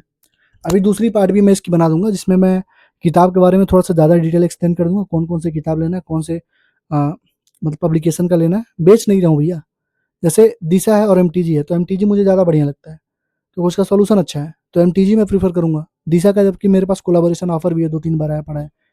ठीक है, तो कंप्लीट ड्रॉप या तुम पार्शल ड्रॉप, ये सारी चीज़ें मैंने बता दिया तुमको। अब देखो यार, बार बार स्ट्रेटजी चेंज करोगे तुम्हारा सिलेक्शन कभी नहीं होगा, मैंने बता दिया ना तुमको, बार बार स्ट्रेटजी चेंज करने वाले का सिलेक्शन कभी नहीं होता। और हर एक इंसान जो बार बार स्ट्रेटजी चेंज करवाता है तुम्हारी, वो तुम्हारा सिलेक्शन भी कभी नहीं करवा सकता। एक स्ट्रेटजी को फॉलो करो, टिल द एंड तक फॉलो करो, क्योंकि तुम्हारे पास दूसरा कोई यार ऑप्शन ही नहीं है। अगर तुम अभी सीरियस नहीं हुए तो मेरा यकीन मानो बहुत दिक्कत होने वाली है। सीबीटी होगी, उसमें नॉर्मलाइजेशन होता है, तुम्हारा नंबर घटेगा बढ़ेगा कोई नहीं जानता है। लेकिन अभी से तुम पढ़े रहोगे अच्छे से, एफिशिएंसी अगर तुम्हारी सही रहेगी, एक्यूरेसी सही रहेगी, तो तुम्हारे सिलेक्शन होने के चांसेस बढ़ जाएंगे। तो मेरा यकीन मानो, अभी से लग जाओ, अभी से मेरी बात मानो, अभी से यार देखो, पढ़ना है तो अच्छे से पढ़ो, नहीं तो मत पढ़ो, सिंपल सा फंडा है। अगर 15 से 16 घंटा पढ़ सकते हो तभी पढ़ो, नहीं तो मत पढ़ो। अगर 15 से 16 घंटा पढ़ सकते हो तभी मेंटरशिप ज्वाइन करना है तो मत करना, क्योंकि यार जब तुम पढ़ोगे नहीं तो रिस्पॉन्स ही नहीं दोगे। और जो बच्चे रिस्पॉन्स नहीं देते हैं 1 महीने 2 महीने 3 महीने के बाद मैं उनको निकाल देता हूँ। जो बच्चे, अभी कई सारे बच्चे थे लड़कियों के साथ बदतमीजी कर रहे थे पिछले साल, उनको सबको मैंने निकाल दिया ग्रुप से। कोई मतलब नहीं है भाई, पढ़ना है तो पढ़ो, क्योंकि भीड़ इकट्ठा करे कोई मतलब नहीं है। 100 बच्चे ही मेंटरशिप में होते हैं लेकिन अच्छे से पढ़ते हैं। 100 में अगर मैं 60 का सिलेक्शन करा दे रहा हूँ, 50 का सिलेक्शन करा दे रहा हूँ, 40 का भी करा दे रहा हूँ, तो बहुत अच्छा सिलेक्शन रेशियो है। तुम कहोगे भैया 100 में 100 का क्यों नहीं हो रहा है? क्योंकि 100 में 100 का इसलिए नहीं होता है क्योंकि वो बच्चा घूमने लगता है, वो इधर उधर बर्बाद होने लगता है, वो इधर उधर जाता है वन शॉट देखने, डिटेल लेक्चर देखने, जो मैं बोलता हूँ करता ही नहीं है। दिसंबर तक मेरे साथ रहता है, उसको भाग जाता है। ठीक है, ये सारे बच्चों का सिलेक्शन नहीं होता है। मान लो किसी बच्चे ने 2600 पे कर दिया मेंटरशिप का, अब वो 2000 बचाने के चक्कर में छोड़ देगा मेंटरशिप, और जाके इधर उधर भटकेगा। और जब भटकेगा, देखो स्टार्टिंग में तुमको लगेगा कि मेंटरशिप थोड़ा स्लो चल रही है, क्या ही करवा रहे हैं, 2-3 तुम्हारे 4 डाउट बता रहे होंगे, सारी चीजें। सबसे ज्यादा तुम्हारी नीड जानते हो कब होगी? अक्टूबर नवंबर के बाद, जैसे दीपावली खत्म होगी ना, उस टाइम पे इस मेंटरशिप की कीमत तुम्हें पता चलेगी कि हाँ तुम्हें ज्वाइन कर लेना चाहिए था, और ये भैया ने क्या क्या बोला था। और मैं तुमको अक्टूबर में दिखाऊंगा, जब मैं फेज 2 का मेंटरशिप लॉन्च करूंगा, मैं तुम्हें तब दिखाऊंगा कि ये बच्चे तुमसे कितना आगे निकल गए हैं, और ये बच्चे तुम्हें किस तरीके से कम्पीट करके तुमको खाने के लिए रेडी है, तुमको मारने के लिए रेडी है, तुमको कंपटीशन से बाहर निकाल चुके होंगे ये बच्चे।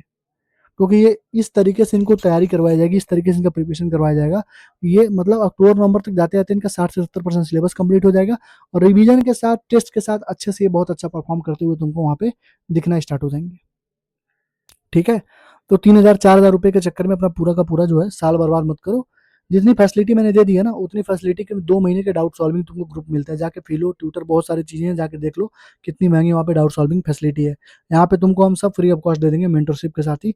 आई डोंट थिंक कि कोई बहुत महंगा है, तुमको लग रहा होगा अगर महंगा, अगर तुमको लग रहा है 4,000 भी महंगे हैं तुम्हारे डाउट सॉल्विंग के साथ, तुम्हारे गाइडेंस के साथ, मेंटरशिप के साथ, तो भाई अब मैं इस पर ज़्यादा टिप्पणी नहीं करूंगा। तुम जाके किसी और का ही ज्वाइन कर लो, और किसी और का ज्वाइन करोगे 10,000 15,000 दोगे, मेरा यकीन मानो लिख के ले लो, टारगेट के अलावा तुम्हें कुछ नहीं देगा। और टारगेट के अलावा और अपनी बकैती के अलावा तुम्हें कुछ नहीं देगा। अगर तुम ये कह दो तुम्हारा डाउट सॉल्व करा दे, नहीं कराएगा। तुम्हें कह दो तुमसे डेली कॉल पे बात करे, नहीं करेगा। ठीक है, नहीं करते हैं भाई, मुझे पता है। सारे मेंटरशिप के बच्चों के मेरे पास रिव्यू हैं, जिस जिस बच्चों को, जिन जिन लोगों ने मेंटरशिप बेची है ना अपने नाम पे, सबका रिव्यू है मेरे पास। बच्चे गालियां तक देते हैं उनको, मेरे मेंटरशिप में देख लो जितने बच्चे थे, किसी एक ने भी निगेटिव कमेंट करा? कोई नहीं करेगा यार, क्योंकि मैंने जो प्रॉमिस करी थी मैंने डिलीवर कर दिया। जिन बच्चों का सिलेक्शन नहीं भी हुआ वो भी आज पछताते हैं कि भैया ने जो बोला था वो उनको कर लेना चाहिए था। ठीक है, तो अगर पढ़ना है यार तो अच्छे से लग जाओ, मन लगा के पढ़ो, जितना हो सकता है उतना इफिशिएंटली पढ़ो, क्योंकि यार पढ़ने से ही होगा, मेहनत करने से ही होगा। जो भी तुम्हें एक्स्ट्रा चीज़ें चाहिए होंगी, जो भी चीज़ें मैं इसमें ऐड नहीं कर पाया हूँ, अगर तुम बोलोगे भैया मतलब कमेंट वाले सेक्शन में बता देना, मैं उसको भी ऐड कर दूंगा। ठीक है, और तुम्हें लगता है अभी देखो निगेटिव कमेंट करने वाले 4-5 लौंडे यहाँ पे नीचे पड़े होंगे, ठीक है? वो सारे बोट हैं, ठीक है? वो अगर कभी कुछ बोलते हैं उनका रिप्लाई कर दिया करो, क्योंकि मैं थक चुका हूँ, क्योंकि उनको लगता है कि मैं रिप्लाई करता हूँ। लिटरली बता रहा हूँ, मैं कमेंट सेक्शन खोल के देखता भी नहीं हूँ कि तुम लोग क्या रिप्लाई करते हो। जो जिस बंदे को मैंने हायर करा है, वही बताता है कि भैया ऐसे-ऐसे लोग कमेंट कर रहे हैं। मैं बोलता हूँ यार छोड़ो, इग्नोर करो, हटाओ जाने दो। उनको पैसे देके भेजे जा रहे हैं, भेजो यार, कोई दिक्कत नहीं है। तुम्हारे पास पैसे ज़्यादा है, तुम भेजो, नेगेटिव कमेंट करवाओ, क्या दिक्कत है? जो बच्चा मेरे से जुड़ा है, मैंने मेंटरशिप के रिव्यू के फॉर्म दिखाया ना तुमको, उनको पता है ना मैंने कितनी मेहनत करी है। जो बच्चा स्टार्टिंग से मुझे जानता है, 7-7 घंटे, 8-8 घंटे का मैं सेशन ले रहा था। जब तुम्हारे सो कॉल दीदी भैया ना चिल्ला-चिल्ला के वीडियो बना रहे थे कि 10 दिन में 750, 10 दिन में 800, 10 दिन में 670, उस टाइम पे 7-7 घंटे की मैं वीडियो बना के पढ़ा रहा था तुमको, ठीक है? अपने एकेडमिक छोड़ के, समझे? तो तुम मुझे मत ही सिखाया करो, ठीक है? लोग बोलते हैं फेम के लिए करता है, पैसे के लिए करता है। चलो तुमको कुछ दिखा देता हूँ, ठीक है? तुम कह रहे थे लीक वाली वीडियो नहीं बनी, लीक वाली वीडियो रेडी है यार, ठीक है? ये तुम देख रहे हो कि कोचिंग से कितने 30-30 बच्चे सिलेक्ट हो रहे हैं। एक 32 से ज़्यादा बच्चों का 700 प्लस है। तुमको क्या लग रहा है लीक नहीं हुआ है? हुँ? ये देखो, बोलते हैं सब यार पैसे के लिए करता है। देख रहे हो कौन से ऐसे कोचिंग है जिसका मेरे पास कोलैबोरेशन नहीं है, देख रहे हो? देखो, कौन सी ऐसी कोई बार-बार कोलैबोरेशन आया, मैंने रिप्लाई नहीं किया तो फिर 2 महीने बाद आया, फिर 3 महीने बाद आया, 4 महीने बाद आया, ठीक है? देखो इधर, कौन से ऐसे कोचिंग का, कौन से ऐसे उसका मेरे पास, कौन से ऐसे किताब का प्रमोशन करने का पैसा नहीं मेरे पास है। मैं चाहूँ यार, मगर मुझे पैसे चाहिए, व्यूज़ ही चाहिए, फेम ही चाहिए। अगर मैं सबसे 20,000 30,000 ही लूँ और मान लो 40 से 60 प्रमोशन होगा, मैं कर दूँ तो देखो मेरे पास कितने पैसे आ जाएँगे। लेकिन जो चीज़ मैंने यूज़ नहीं करी है, मैं उसको प्रमोट ही नहीं करता हूँ, ठीक है? लेकिन ये नेगेटिव कमेंट वाले जो हेटर्स हैं, उनको मैं क्या समझाऊँ, ठीक है? तुम लोग जो जुड़े हुए हो, तुम लोग जानते हो ना कि मैं किस तरीके से काम करता हूँ। 1 डेढ़ घंटे की वीडियो रिकॉर्ड कर दिया हूँ, चाहूँ तो 10 वीडियो रिकॉर्ड कर सकता हूँ, लेकिन नहीं करूँगा यार, क्यों करूँगा? जब एक ही स्ट्रेटजी है, उसको फॉलो करके बच्चे सेलेक्ट हो रहे हैं, तो उसी को फॉलो करें ना। अब तुम 10 टीचर से पढ़ रहे हो, इलेक्ट्रोस्टैटिक तुम एमआर सर से पढ़ रहे हो, फिर सलीम सर से पढ़ रहे हो, क्या मतलब है भाई? एक टीचर से पढ़ो, कंसंट्रेट होके पढ़ो, समझ में आएगा। अगर बिल्कुल भी नहीं आ रहा है, तुम्हारी फ्रीक्वेंसी नहीं मैच कर रही, तब टीचर चेंज करो। तुम्हें 10 चैप्टर किसी टीचर से समझ में आ गया, 11वां चैप्टर नहीं आ रहा है, क्यों नहीं आ रहा है भाई? तुम कंसंट्रेट होके पढ़ो ना। अगर फिर भी नहीं आ रहा, तब चेंज करो ना। समझ रहे हो क्या कह रहा हूँ? कई सारे टीचर को भी चूज़ कर सकते हो, जैसे तुम इलेक्ट्रोस्टैट पढ़ लिए एजी सर से, इलेक्ट्रोडायनामिक्स पढ़ लिए एमआर सर से, रे ऑप्टिक्स वगैरह पढ़ लिए सर्वम इंस्टीट्यूट से। तो तुम यूनिट वाइज अपने टीचर को भी अलॉट कर सकते हो। ये एक पर्टिकुलर यूनिट मैं इस टीचर से पढ़ूंगा, लेकिन कोई सेम चैप्टर दो टीचर 3 टीचर से नहीं पढ़ोगे। जैसे तुम वन शॉट करने भागते हो लास्ट में, जैसे मान लो पूरे साल एमआर सर से पढ़े हो और सलीम सर का वन शॉट देख लिए, क्या मतलब हुआ बताओ? और 10 घंटे 12 घंटे के लेक्चर लास्ट में अगर वो लोग करवा रहे हैं, तो वो तुम्हारे लिए नहीं है बाबू। तुम्हारे नोट्स पूरे साल पढ़े किस लिए हो? पूरे साल मैं क्यों बता रहा हूँ कि क्वेश्चन पढ़ो, मार्किंग करो, अपने नोट्स को लगाओ, क्वेश्चन मार्किंग करके रखो, क्यों कह रहा हूँ? ताकि ये चीज़ तुम्हारे लास्ट में काम आए, तुम्हारे लिए बेनिफिशियल साबित हो। लास्ट में जाके जब तुम्हें 10 घंटे 12 घंटे का लेक्चर ही देखना, तो अभी क्यों पढ़ रहे हो फिर? सिंपल सा फंडा है। देखो यार, मेहनत करनी पड़ेगी, लग के मेहनत करनी पड़ेगी, अच्छे से पढ़ाई करना पड़ेगा, ठीक है? बटरिंग अगर करवाना चाहते हो तो ये चैनल तुम्हारे लिए नहीं है। जाओ बटरिंग कराओ, पेपर बहुत हार्ड था, पेपर बहुत हार्ड था। पेपर अगर हार्ड था तो 30-32 बच्चों के 700 प्लस नंबर कैसे आ रहे हैं? हर कोचिंग से 680, 670, 660 नंबर कैसे आ रहे हैं? पेपर जब बायोलॉजी 30 मिनट में हो गया बच्चों का, तो सारा टाइम किस पे लगाया? केमिस्ट्री पे। 140 150 नंबर बच्चों का केमिस्ट्री में। फिजिक्स मान लो गड़बड़ था, तब भी 25 से 30 क्वेश्चन बच्चों ने फिजिक्स में अटेम्प्ट किया ना यार, तो वो नंबर तुमको लग नहीं रहा बढ़ेगा? इनऑर्गेनिक में एक क्वेश्चन हार्ड नहीं था, एक क्वेश्चन जो मैंने कल वीडियो डाली है देख लो। ऑर्गेनिक में 2 से 3 क्वेश्चन थे और फिजिकल में 4 से 5 क्वेश्चन है जो थोड़े टफर साइड के थे। बाकी कौन सा क्वेश्चन तुमको टफ था? 36 से 37 क्वेश्चन तो आसानी थे, वो नहीं लगा पा रहे थे तुम। अभी तुम बैठ के लगाओ, देखो तुम लगा लोगे। और एग्जाम का प्रेशर अलग चीज़ है कि लोग पैनिक कर जाते हैं, ठीक है? लेकिन जो सच्चाई है यार वही है, मैं तुम्हें बटरिंग नहीं कर सकता हूँ, ठीक है? जिसको भी मेंटरशिप या वगैरह ज्वाइन करनी है यार ले लो, ठीक है? 7307528981 नंबर मैं फिर से लिख दे रहा हूँ, 7307528981। ये मेरा व्हाट्सअप नंबर है, इस पे व्हाट्सअप करोगे तो मैं तुम्हें पूरा डिटेल भेज दूंगा, क्यूआर वगैरह भेज दूंगा, ज्वाइन करके ऐड हो जाना। दूसरी चीज़, जिन जिन बच्चों को ये लग रहा है कि भैया ऐसे रिप्लाई कर ही देते हैं तो मैं रिप्लाई कर लूंगा, मेंटरशिप में ज्वाइन करता हूँ, मेरा यकीन मानो यार, जिस दिन रिजल्ट आया नीट का उसके 5 दिन बाद मैं ये नंबर बंद कर दूंगा, ठीक है? क्योंकि ये जो मेंटरशिप में बच्चों को ऐड कर रहा हूँ, मैं अपने नए नंबर से ऐड कर रहा हूँ सारे बच्चों को। जिस दिन रिजल्ट आया उसके 5 दिन बाद ये नंबर बंद हो जाएगा, तुम रिप्लाई के लिए तरस जाओगे, मैं रिप्लाई नहीं करने वाला हूँ, ठीक? क्योंकि मुझे भी अपनी पीजी के लिए तैयारी करनी है, मैं अपने पढ़ाई पर भी कंसंट्रेट करूंगा। तो बस 2 घंटे का ही टाइम मैं मेंटरशिप में दूंगा और डेली दूंगा। बाकी के जो 22 घंटे उसमें से 15 से 16 घंटे मैं अपना शेड्यूल बनाने जा रहा हूँ पढ़ाई करने का, ठीक है? तो मेरा यकीन मानो, अगर ये सोच रहे हो कि भैया आप रिप्लाई करेंगे सारी चीज़ें मैं कर, जैसे मैंने पूरे साल बच्चों का रिप्लाई करा बिना मेंटरशिप के, बिना किसी गाइडेंस के, तो यार मैं थर्ड ईयर में था तो मैं कर देता था। अब मेरा फाइनल ईयर है, 6 महीने में खत्म होने वाला, तो मैं ये सब काम अब नहीं करने वाला हूँ। तो उसके लिए मैं सॉरी बोल रहा हूँ तुम लोगों से। जो बच्चे पर्सनल गाइडेंस में रहेंगे, जिनका नंबर सेव रहेगा बस उनके रिप्लाई दूंगा, जिनका नंबर सेव नहीं रहेगा उनके रिप्लाई नहीं मिलेंगे। ठीक है, thank you, all the best, पढ़ाई करते रहो यार। जो भी तुम्हें और भी चीज़ें जो तुम्हें चाहते हो कि मैं और चीज़ें बात कर लूँ, कुछ और चीज़ें इसमें ऐड कर दूँ, तुम कमेंट वाले सेक्शन में बता दो। मैं अगली वीडियो 2 से 3 दिन में लाऊंगा, उसमें मैं तुम्हें सारी चीज़ें बता दूंगा। ठीक है, thank you, all the best, पढ़ाई करते रहो।